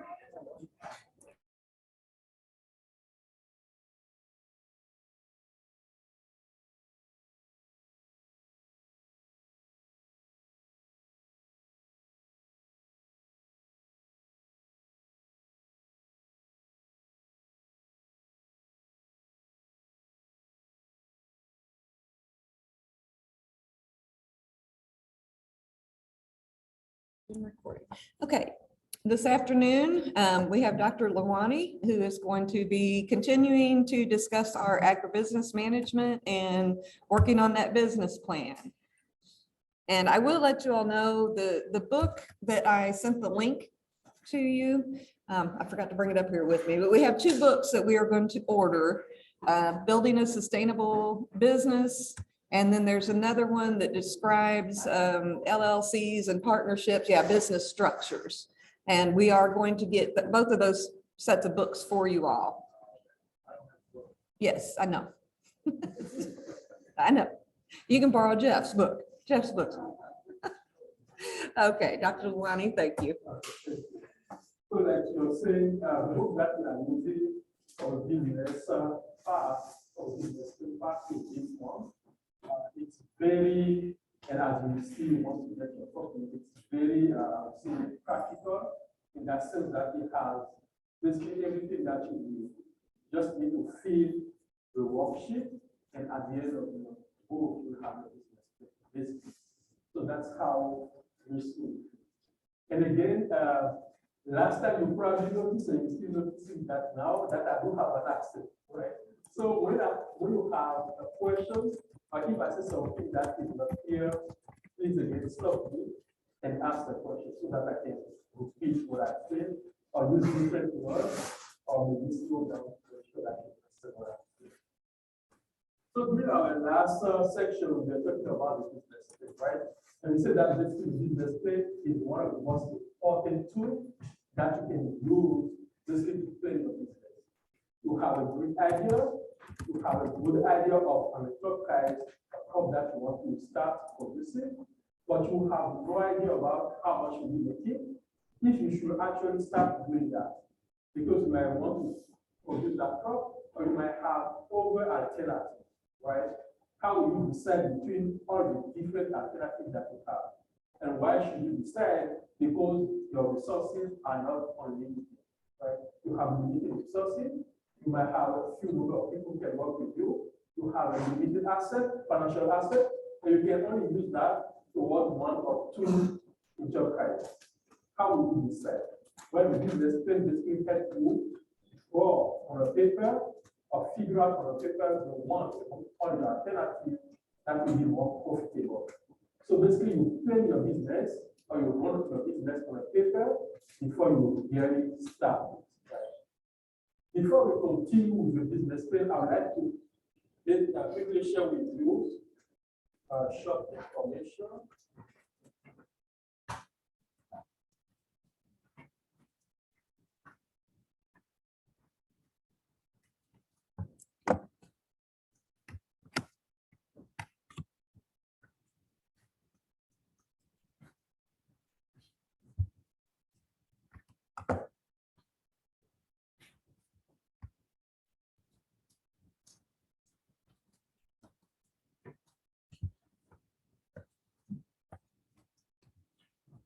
So we actually launched an agribusinessman, I think, an entrepreneurship.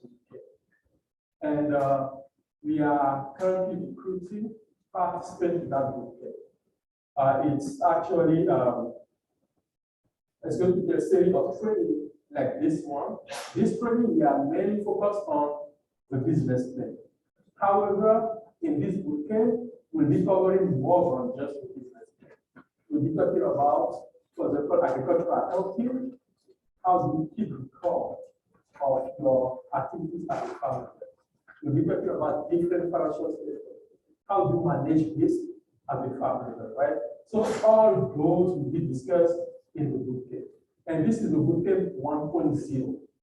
After this bootcamp, we'll have another one that we call bootcamp 2.0, where we'll select 10 participants from bootcamp 1.0 to be part of bootcamp 2.0.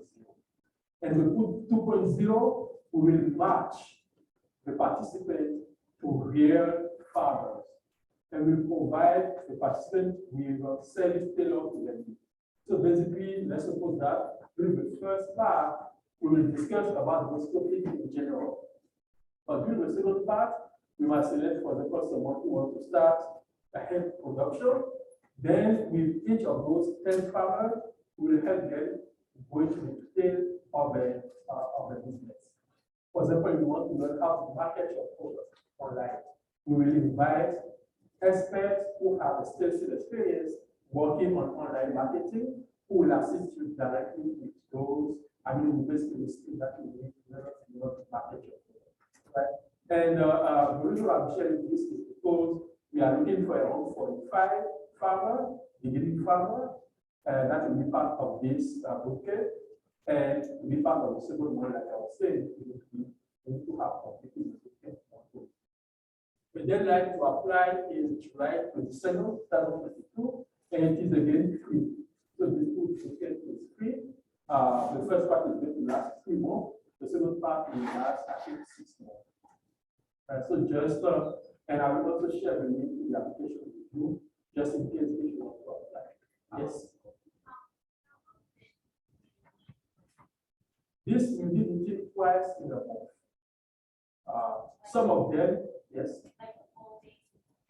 Not a full day. It's going to be 1 hour 30 minutes every over Thursday. So our tentative schedule is going to be every over Thursday at 5 p.m. We'll meet for 1 hour 30 minutes. Here? Not here, it's going to be online. Some of them, lots of it is going to be online, but we'll also have face-to-face meeting. We'll be visiting, for example, some agribusinesses. If there's anything that is really, I would say, important work to think, we'll actually meet and go and visit. But for the bootcamp 2.0, is going to be a mix. It's going to be half online and half face-to-face. For the first one, still, we'll have also a couple of other people who will be discussing first. For example, we have a loan officer, agricultural loan officer, who will be sharing with us the process that the follow in order to select businesses that they want to form. We'll have lawyers who will share with us, the principles. If you want to basically give your land to your kids, so on and so forth, well, they'll share with us what you want. So the second part is going to be more focused. Any other question? So that is about the bootcamp. This is an idea of what the bootcamp looks like for the participants for the first part. And after that, we have a short competition and we select startup. And our objective is to have at the end all the startup registered.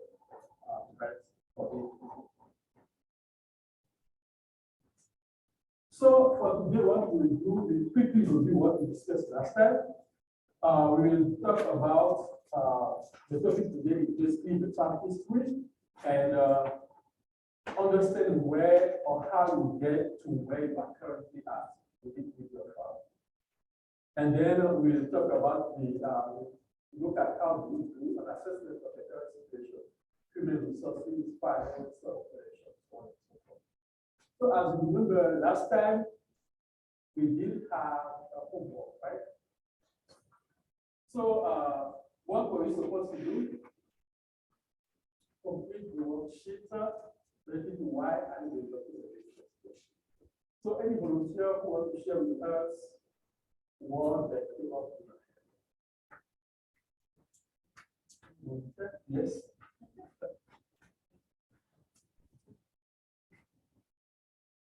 So we are asked to work with our team and yes. Why do you want to start a business? Or any other thing, if you work on the worksheet with the values, please make me sure. That's great. My husband and I values and reasons why.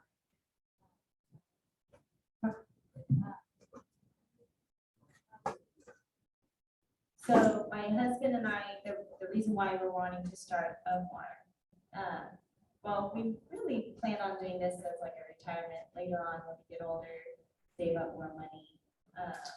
But I don't know, different factors just kind of gave us the green light to go for it. And so neither of us came from a farming background, but we see the need for a new generation of farmers or people to continue farming because the average age of farmers is like 65 and older in the United States. And they're being chopped up and turned into subdivisions and stuff. So we just see a need for healthier food and we wanted to grow our own vegetables because we really don't like to go out shopping. We're lazy, I don't know. But we wanted good, healthy food. And so we looked into starting a farm and we wanted to combine agritourism, like an educational opportunity, ministry, and farming all in one. And so that's what we're doing. We want to be good stewards of the land, eventually animals, but be good stewards of what we have. Give good food, produce to people. Great. That's very, very good. And she said that she has a lot of information. I cannot tell you how happy I was doing this. So who else did this? Yes.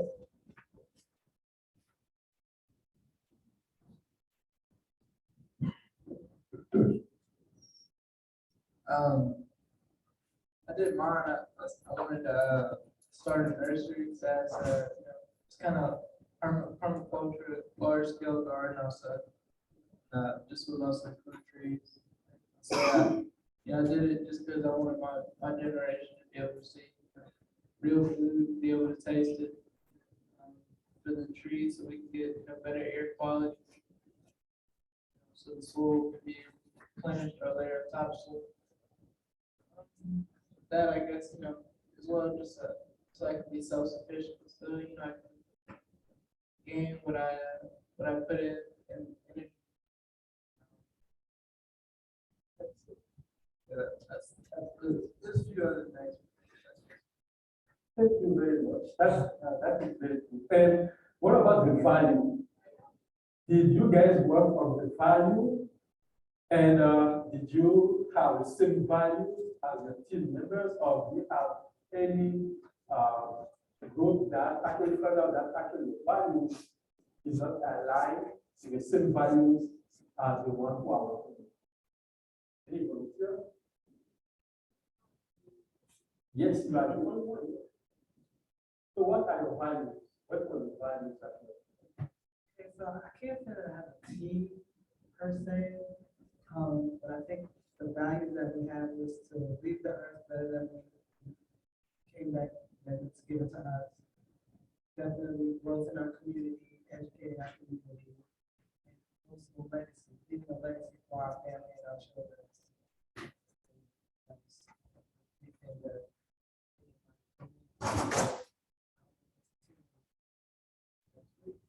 So basically sustainability. And if you remember what we did last time, is that those values are going to guide the whole business, right? It's going to guide the choice that will be making the choice of input. For example, if you are going to work a sustainability practices, then you know that you won't be using a lot of fertilizer or no fertilizer if possible, right? It's going to basically guide what you be doing. And that's the reason why at the beginning of the business phase, we want to make sure that everybody has exactly the same understanding of what you are doing, right? And also another activity that we're supposed to do was to create our account on AgPlay and then get familiar with the website. How many people already created their accounts? So we have less than half of the class that have already created their account. So I would like to invite us to create the account because most of the things that you will be doing, once you are done, you just go through the account and then you finish. You basically have to fill the form. So it's very easy. I would say it's a very easy way to get your investment. So you just have to follow the different activities that you are doing. And once you are done, you have an investment that you do. Because another thing is that if you say that you want to work at investment and then you start, you will not, I mean, the process is challenging. And the process itself is challenging, and you will see that is challenging. So a very easy way to get it done is to cut it into small pieces, and this website, this platform actually helps you do that. So let's continue with what we want to discuss today. We start with a small case. We have Ethan, who is producing on 500 acres, and he's producing wheat. The yield is around 40 bushels per acre, and we want to know his total production. What is the total production?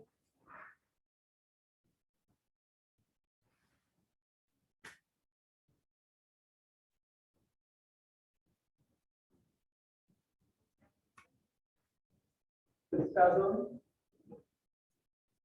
20? How do you get the 20? Yes. Huh? Can you explain with math? How do you get it? How do you do that?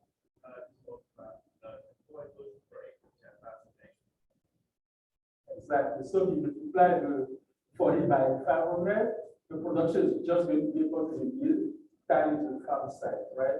So when you multiply, we'll have 20,000 bushels. Then if wheat is selling at $10 per bushel, what would be its total? Pardon? 200,000, how do you get it? Exactly. So the revenue is going to be just equal to the price times the quantity, right? He's selling 20,000 bushels at $10 each, which is that he will have a total of 200,000 US dollars. If you were to increase his total revenue, how can people see?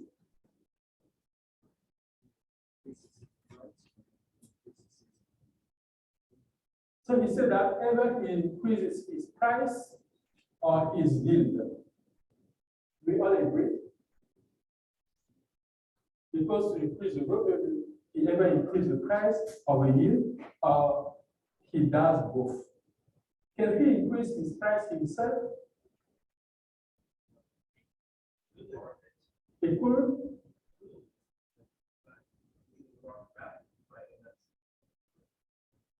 He could, but if it is not what?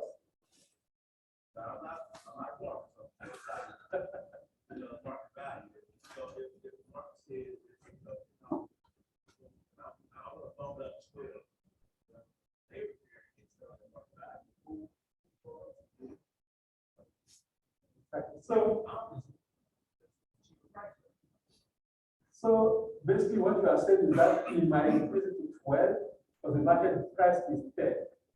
And so what was said something here, yes, can he increase his price? Not much. Why? He basically has to take the price of the market. He might take a cut. So basically he cannot impact the price of the market price. Why? Because he's producing wheat. And the price of wheat is given by the market. He has no flexibility of the price. The only thing that he can increase is going to be the quantity he can produce more. And when you are producing a commodity, that's the only thing you can do to increase your revenue. You just have to produce more. The price is going down, you produce more. The price is going up, you produce more. So producing more tends to be the only alternative that you have if you have this type of crop. However, can he do anything to be able to affect the price? He can do contracts. I mean, each time when we sell in the market, usually so early, you're gonna get a full price. But sometimes, actually, when you buy, you know, it's sometimes be a lot. Exactly. So, Timing exactly on the phone. exactly. So he can basically do contract farming, time the period when he will be selling. So basically, he will bet against the market price. Maybe wait a little bit and sell it when the price, when he thinks the price is going to be higher. But it has no guarantee that the price is going to be high. The price can actually be lower than even the $10 per bushel. So for example, people who might have waited now because of what is happening in Ukraine, they will have a higher price for the Syria, for example. But nobody knew that when Russia and Ukraine were having that. So they might actually end up with a lower price. So that's very good. One thing that he can do was basically to differentiate his product. So instead of selling conventional wheat, he might want to add something to it. Go organic, if there's a market for it, right? So the point I'm trying to make here is that when we are selling commodities, basically the only thing that we increase our rate is going to be quantity. But when we start differentiating our product, then quality can allow us to have a higher price for our product. And this led us to compare the whole agriculture. There's nothing wrong with the whole agriculture producing commodity. There's totally nothing wrong with it. Saying that the whole does not mean that it's limited. It just means that we are selling a differentiated product to anonymous buyers. While the new agriculture is taking into account what is happening currently in our localities, we will be selling product that will differentiate based on quality, based on the locality, based on the mode of production, right? And the market is actually, there's a market for that. For example, when you take local labeling, right? Products that are, for example, labeled locally tend to have a higher premium. So as a farmer, instead of me producing large quantity of food, I might decide to take advantage of this. Still produce a relatively small quantity, but have a higher premium for my product. Over thing, we have shifted in the focus on health and disease prevention, right? Natural, organic, or functional food. Functional food are food that we say that are said to provide more than just the nutrition. For example, you have oats, which is supposed to actually reduce the level of cholesterol, right? You have carotene, other food that people say fight against cancer, right? Well, if there's a popular belief for that, we can take advantage of it, right? Gluten-free, so on and so forth, are few of the things that we can take advantage of. And then this everything that we are talking about are in the market, right? Where a farmer is basically producing. Which means that in a business plan, I need to also share that with potential people who are going to do the business plan. Either my team, either the loan officer who is going to be giving me the loan, I need to be able to convince them that where all these things have led me to change the way I'm producing, or have led me to work this particular crop or this way of production. And that is the second part of our business plan, right? Farm operation history and current situation. When we are explaining that in our business plan, we will be referring to our environment, everything that will lead us to where we are currently at. And that is what we are talking about. So the objective will be to evaluate all the different alternatives to our history, and then assume over that the strategy that we are taking is very workable. It will provide us with a comprehensive and realistic assessment of the current situation that will help us reach that goal. Here we will follow many two steps. The first one is going to be a brief history of a family business. And then the second step is going to be an assessment of four main things, management things. There will be marketing, operation, human resources, and finance. We will not insist on finance today. We will discuss that in the coming classes because there are a couple of, I would say, accounting terms that we need to master to be able to understand how finance is organized and then analyze financial performance of our account. So let's start with the first one, which is the brief history of the file. There is an example. I'm realizing that you will be able to read this.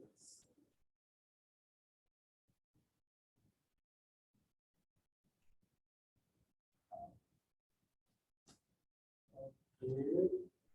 Let me finish. And you know how many people have a book? Okay, okay.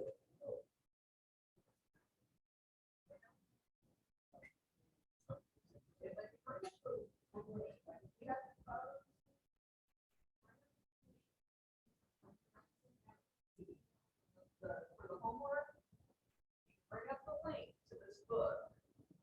Be able to see this.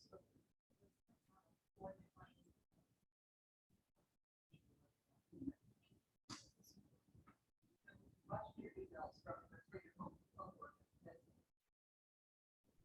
So it's also my quota should have planned for this and actually check this out. So in the book, you will read the history of a farm. And here, again, let me walk you through everything that happened to the farm. How they moved from, first, how they decided to start farming, the different changes that occurred right within the farm. They were having the farm that did not belong to them, it belongs to the parents. Then basically took over the farm in 1917. Have a couple of children who also joined them to the farm. They were having also, they have to change the way of the method of production. Moving from, actually, they also have a couple of cows, sold the cow, moved toward a different production system, and then realized that when there was a market for the milk, that would be grass, that would come from cows that were grass fed. And then they decided to add that. The objective of this was to give you an idea of what the farm history looks like. It's very simple. You write it with your own words. It does not need to be technical. And you just follow the style that you want. And how do you write that? The first thing is to choose the time frame that you want to discuss. It can be 1 year, 5 years, 10 years, or more if you want. Then you describe the different phases you have to go through. And those different phases will be related to the management area. Marketing, you change the way you use the market product. Human resources, maybe you will market with your children or health, and then we move on, right? So we discuss all the two, and then financing also we discuss the different changes that will occur. And then you also present, of course, the success and failure in your history. And then finally, for those, because this is basically those who already have right a farm. But what about those who don't have a farm? When we discuss the environment, what led you to actually start your business? The environment, economic, and personal reasons that trigger the desire to start the farm operation. So that's what we do in the farm history part. The second part is to assess your current situation. And here we discuss the marketing, operation, human resources, and price. So for marketing, we'll focus on 7 main points. You'll have the products, the customers, the unique features that the product has, the distribution, the pricing, promotion, marketing, industry. Again, you don't have to do all of it. If you do it, it will help and to make your business very appealing. If you do not have information for all of that, it's still fine. The most important is just to start. And as you go along, you realize that, well, you might need to go back to a certain section and improve it, add to it, or remove things. So the first one is the product. Simply put, what are the products that you are producing? In this case, we are producing beets. And in the history, not the history, in the current market assessment on the left side, in your also in your book, you receive a worksheet 2.2, which is the market assessment. And that looks like this, what you have here. So we'll go through each of the parts and figure out how they get there. I understand that you cannot, it's difficult, very difficult to read. So let's try to go through each of those elements. So here, everything that we have here from 1 to 7, it is what you will actually have in the worksheet with market assessment.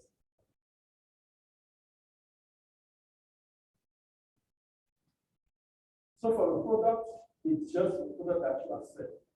If it is just one product, you put that product. If it is more than one, you put this other product. Then the customers. What market you sell and what are the different segments? That is what you put in the customer part. However, here, one thing which is important is that on the left side,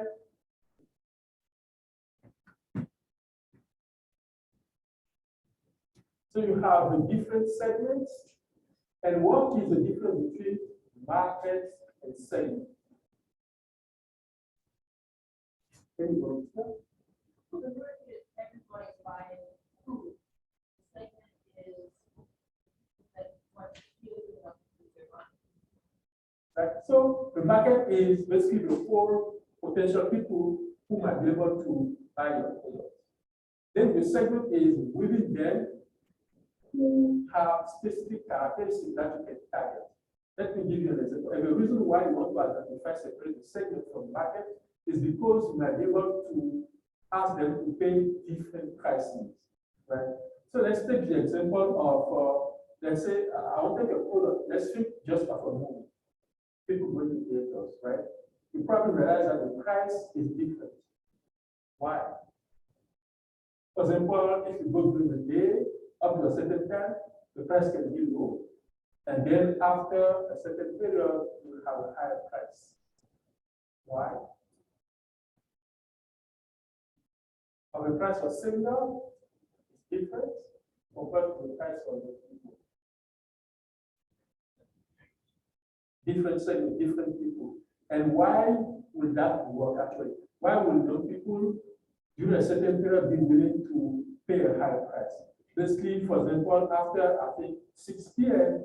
to a certain period, 9 p.m., the price can be higher because it is at that moment that category of people who have this level of income will be coming and be watching movie. But if you set the price high, they will not refuse to pay that. But if I set a high price between 9 a.m. all the way to 2 p.m., I will see anybody. But if I have a low price for the movie between that period, then I'm more likely to have people who will come and watch the movie. Right. So similarly, I can also set different price for the food that I'm selling. I just have to identify within the people who want to buy the different categories of people. Another example is just airline, right? When you are taking your flight, you have different class, first class, so on and so forth. If you have an accident, everybody dies, but still you have different classes, right? So that it does not matter if you're in first class or last class, you have an accident, you will not die. But still we have different prices, and why do we have that different prices? Some people want to have more comfort, and they do it exactly the same, and they are willing to pay a higher price for it. Similarly, I can produce exactly a good, let's say, chicken or egg, for example, some people might be willing to pay a higher price because it is local, produced locally, it is free range, so on and so forth. And when I communicate those attributes to them, they will be willing to pay that higher price. That's the reason why I need to identify those segments and properly advertise to them, target them. Right? So that's why differentiation of the segment is important. So here, for example, for the case, we have two segments. We have people who will come on the farm to buy, and then we also have the farmers markets. People who come on the farm and buy, they might be willing to pay different price for at least the distribution channel that I will use to reach them is going to be different from the people who are on the farmers market.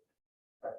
And then for each of them, you have the potential number of customers, the current number of customers that you are serving. In this worksheet, it's okay to have some point of interrogation. You might not know everything at that moment. So you can just put point of interrogation for things that you know. Right. Then you have current sale volume, so on and so forth. Then you have to identify the unique features that your product has that people will use by looking for. Those are going to be related to quality, freshness, faster taste, so on and so forth. And then the distribution channel, how you get your product to your customer.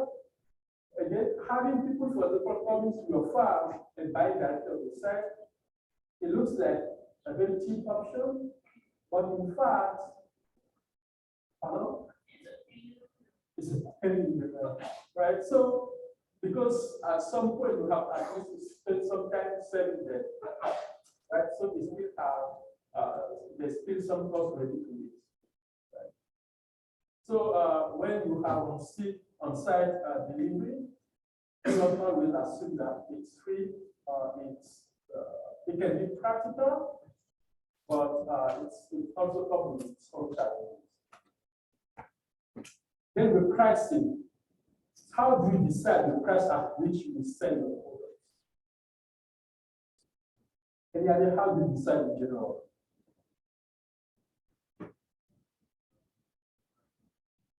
Look at the current market price. What about a product that does not have a lot of competition? Let's suppose that we have, for example, organic tomato in a farmer's market at the farmer's market. How do you decide how much?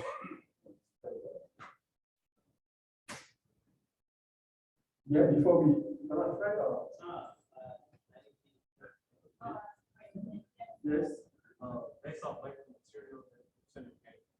Based on the material, basically based on the cost of production. Sometimes people will say, well, I'm going to add this margin to my cost of production. And then decide the price at which you want to sell. Other people will look at the price that overseller are actually practicing within the farmer's market. But what happened at the end of the day, suppose that you go to the farmer's market with your tomatoes or with your perishable good, and then you reach 5 p.m., you still have a couple of products left. What happened to the price? Right? Because everybody wants to sell, and then sellers start competing for the few consumers, so the only way they can basically compete is to decrease the price. Other way to set your price will be so we talk about cost over your margin. You have the price of over people, or you can also look at the price of it. For the price, you look at the price at which you are selling your product.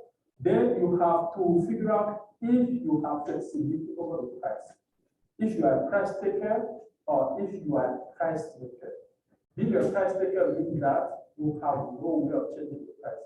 It's a price given by the market that you have to sell. But being a price maker means that you can decide your own price. And you still have a market for that. Yes? Price taker or price taker? Price taker.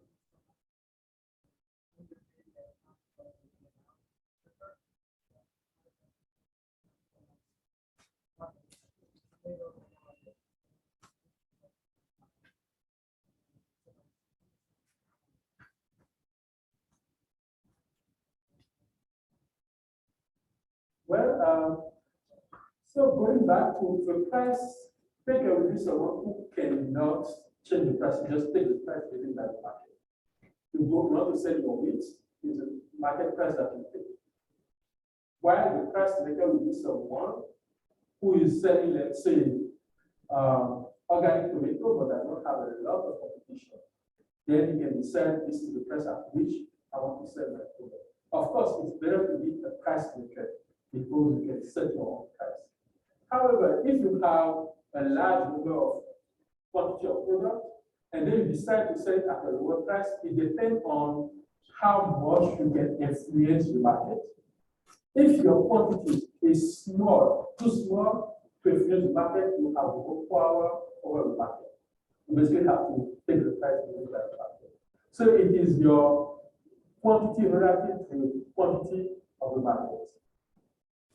But if your quantity is large compared to the quantity, the market quantity, then you can influence the price. That makes sense. For example, if you take the bread, farmers will basically not have any influence over the price because the quantity that you are producing is so little compared to the whole market that you cannot influence the price. But if you are thinking of maybe producing some medicinal plants and you are the only one bringing that to the farmer's market, where when people want it, you can set any price that you want. You are the only one producing it, people will basically buy it at that point.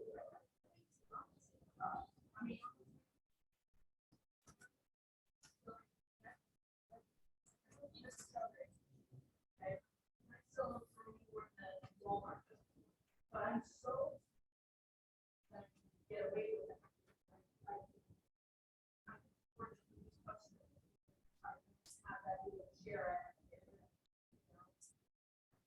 So the example that she's giving is very good, and let's examine what she's saying. So she said that she's very small, and she can set the price at a lower price compared to Walmart. She said it's probably at the price higher than what Walmart. Where do you sell it? The company, right? So the market that you have is different from the market that Walmart have.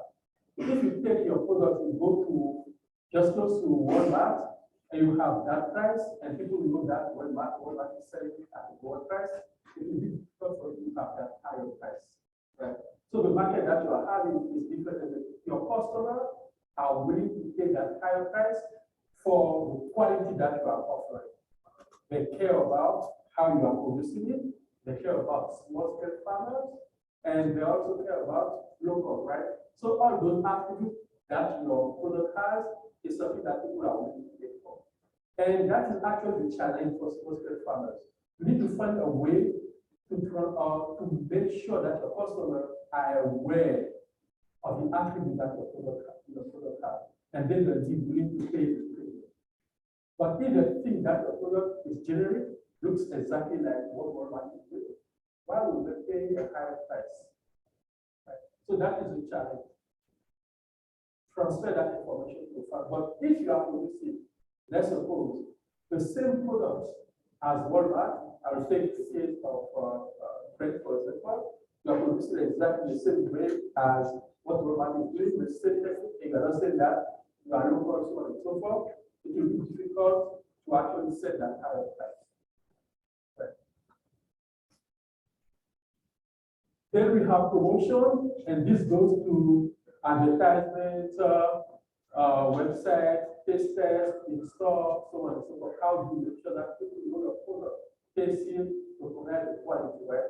That is also something that you do in the worksheet 2.2. And then finally, the market industry. She produces in the strawberry industry. How has the strawberry industry evolved? What are the trends in the last few years?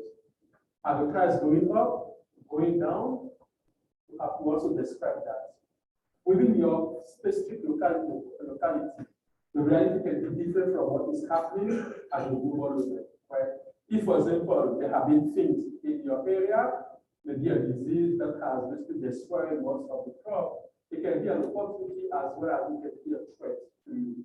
An opportunity because nobody will be in do not have enough farmers that will be producing it, then you decide to start producing this, maybe because you find a way to address the threat, maybe a disease that is facing. Right? So you will also present that here in the worksheet 2.0, which is related to market assessment. The next assessment is the operation. And here it demands a little bit more work. Here you have to present your resources, the production, as well as the management. And for your resources, for the moment, we will say that, I will come back on this. We will say that when your resources are going to be machinery, fixed assets, some assets are going to be fixed, some assets are going to be variable. I will use that word for the moment, and we'll see later on what it means in accounting terms. You will have buildings, long-term leasing arrangements, conservation business, that can occur, permit requirements, legal restriction, all those will be over essential factors that we will also have to add. Otherwise, the resources that are going to be left will be nationally and so forth. Why do you have the institutional factors? Is because when you determine how you have access to those factors. For example, if you have a lease agreement with someone, when the term of the lease can change, right?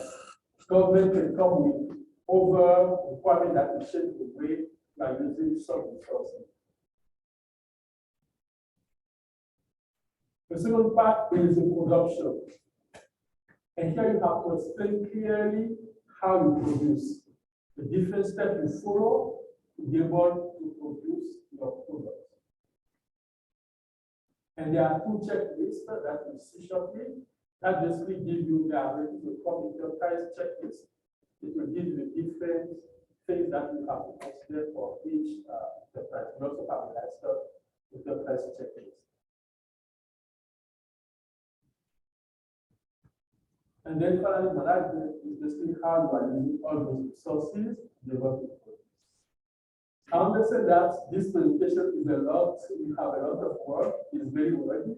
But I promise that starting from our next presentation is going to be different. We'll start getting more into practical. But this work, it's I would say it's necessary. And once you pass this step, just make sure that when you go home, you finish with this part, right? You go into your art pen, and then you feel everything that you have put. And once you finish with that, then you start looking at more technical things. And that I hope will be more interesting, and we'll have few people sleeping. So yeah, so the next thing that you want to do now, I'll just finish the preparation. Here you have a calendar. And why the calendar is important is because it will give you an idea of which operation, for example, the corporate, right? Which operation might occur at the same moment. You might need more worker, or you might need less, right? So it will give you that idea. Here you have the profile checklist, and then the lifestyle profile checklist. All these resources are things that you can use right when you are filling this form as reference. And then finally, human resources, finally is going to be the finance. The human resources, here you have your current workforce, who is doing what as a farm, what role are they playing. Then you have to look at the skills that you have and the gap. You might want to start, let's say car operation. If you don't have the skills, you need to be able to do that. You have to explain how you feel with that. And then finally, the change that will occur. Your children might be helping you right now on your farm. Maybe they are planning to go to college. Then those are things that you start planning for, right? You have someone who is working with you, and then the immigration law change, he or she has to go back at home, then you have to basically explain that and show how you have worked until now and what you think is going to happen. And then finally, the financial aspect. Here will be a little bit conservative.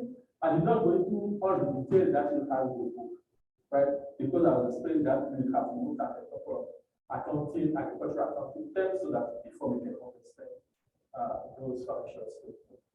Here you basically put together to give your financial needs of a family. How much do you need for what? Right? A very simple financial statement. On the left side, you have those few of those things. Number of family living expenses, you list them. Total cash living expenses for the family. Overall farm expenditure, you list everything. And it will give you the total cash that your family has at the time. The financial performance, we'll talk about that later, as well as the fiscal. And then finally, the financial empowerment is going to be the empowerment with which your business is involved. Interest rate. And interest rate may be exactly the same or are going to change. Employment. I'm going to say, the general tendency. People leaving jobs, that is going to also affect you. Inflation is going to affect you in two ways, right? On the demand side as well as on the supply side. How is inflation affecting farmers right now? Exactly, fertilizer prices, distribution, right? Gas, right? So all those things you also want to present that. What is the government going to be doing? Will that also affect you? You also want to discuss that. Not everything is important.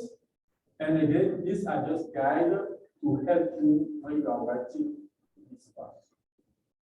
And then finally, we conduct what we call a SWOT analysis.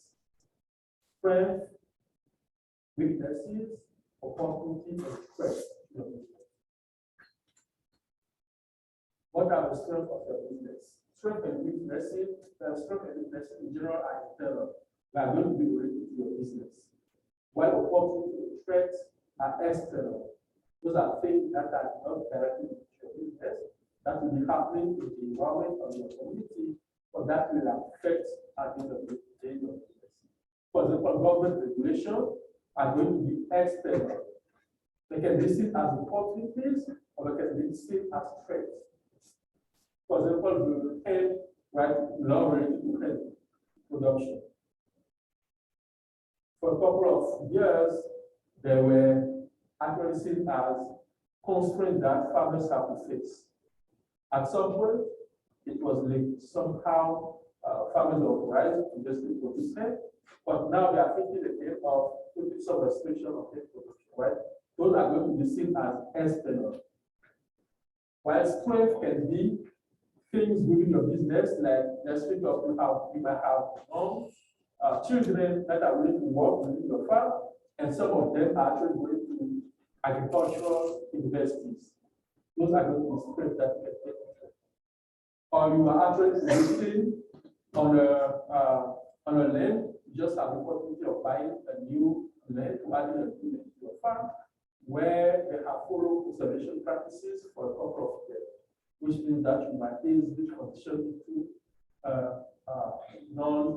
an organic farming, right? Weaknesses are also going to be things still going to be your business, but that can actually slow you down.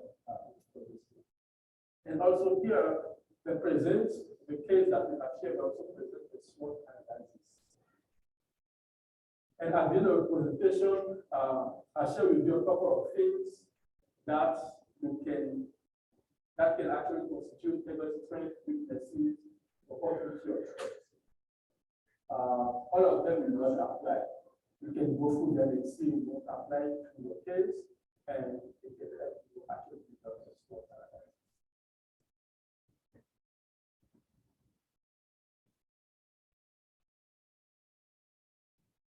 So, any questions before we continue?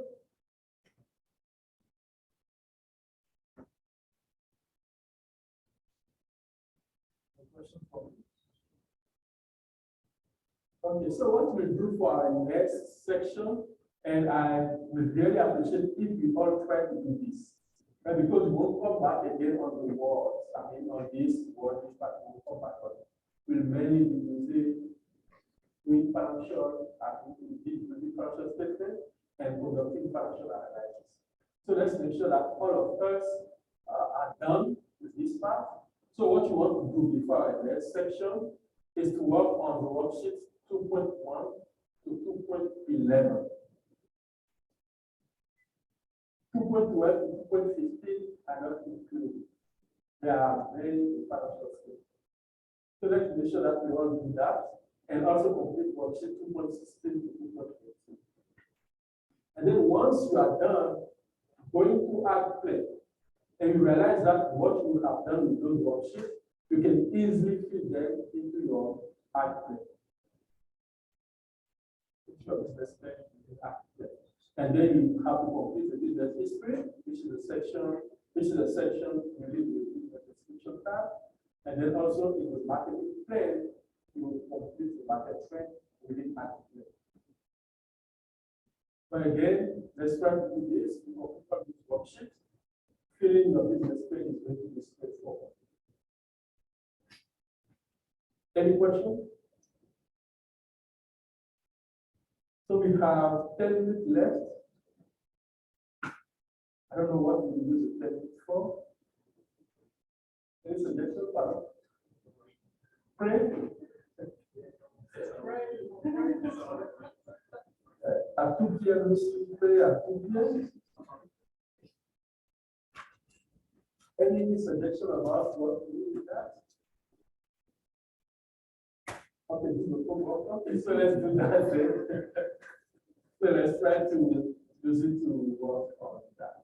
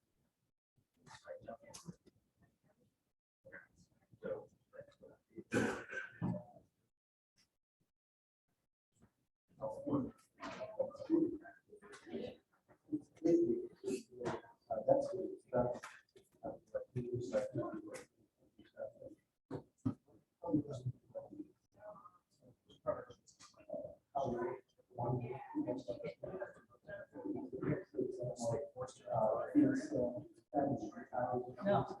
Come over tomorrow.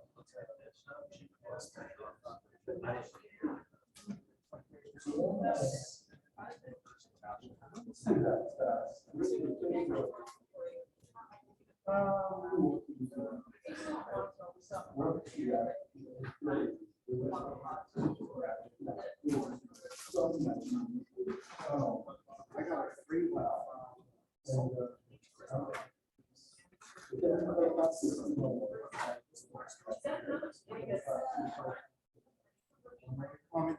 That was something.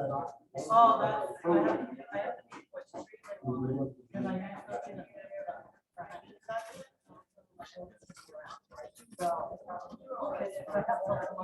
This is our problem. This is our hand.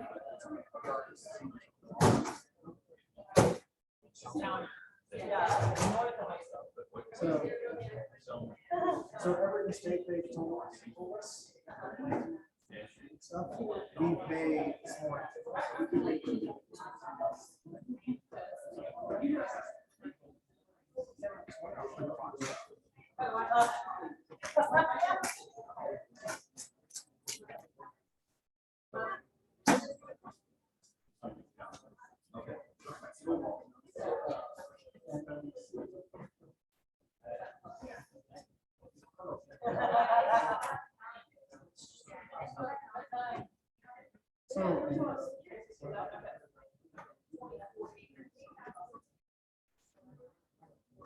I have these back pastures that are like 15 years old. But it would be good for myself later.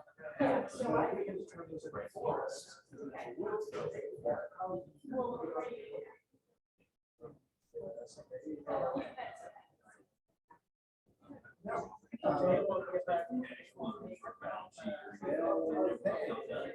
Some parts of this.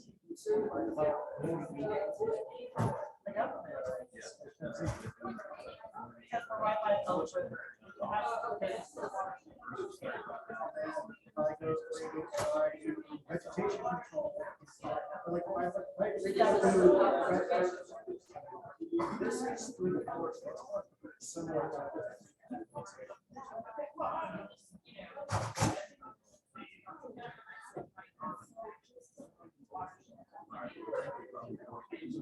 There's probably.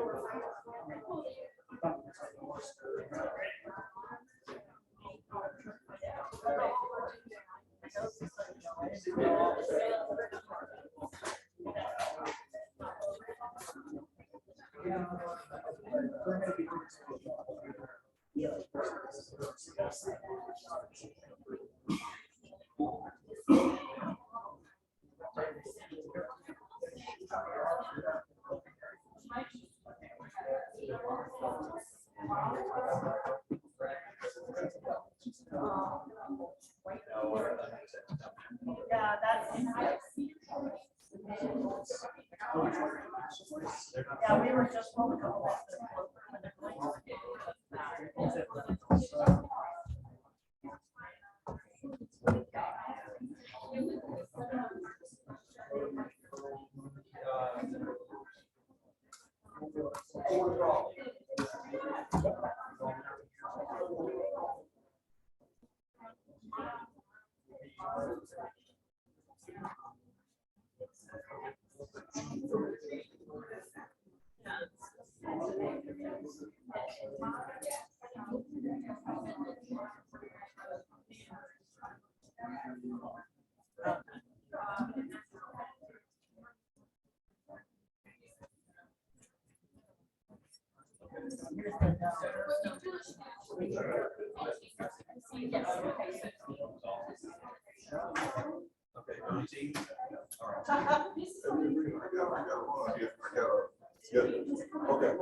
Okay. We only have one. We're about Where's Dr.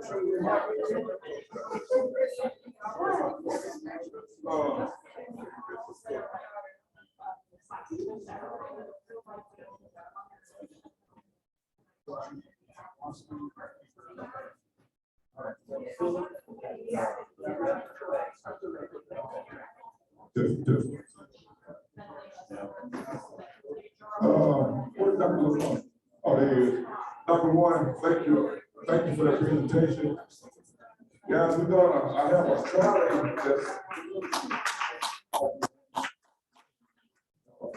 I have a trolley in the back. We're gonna go down to cultivate. And initially we thought Dr. Mislaki was gonna be with us to walk through the half tunnel to talk about what's going on. So Joey Longford is there, kind of talk about the project and what he's doing with the, I wouldn't say inmates, but I think they're going through something. I can't remember exactly what it is. Anyway, he talk about the project itself. We're gonna tour it. I have trolleys in the back if you want to ride the trolley, or if you want to drive down, it's kind of up to you, but I guess as many people as can, let's get on the trolley. And I wanted to introduce this guy right here, because we talked about him here since we started New Farm Academy. This is Reggie Marshall. He was coming, but I told him I always talk about him because Reggie is kind of what I've always said, that you go through the program, you get involved, and he can tell you a lot about his success and what he's got going on in Tennessee, and really hopefully pretty soon on a national level. So with that, Reggie, you want to say a few words? How's everybody doing? Good, good, good. I won't keep you long. I already got to get rolling. So again, my name is Reggie Marsh. I went to the first New Farm Academy back 2013, 2014, something like that. So I grew up on a small farm west of me. I always wanted to farm, grow crop farm, raise cattle. I ended up having a smaller farm at Nashville. The 2 points should take, I guess the takeaway from that is no matter what size you are, we're all significant. You got to realize about yourself. So in 2016, I went, what was it, 2013, even years running together anyway.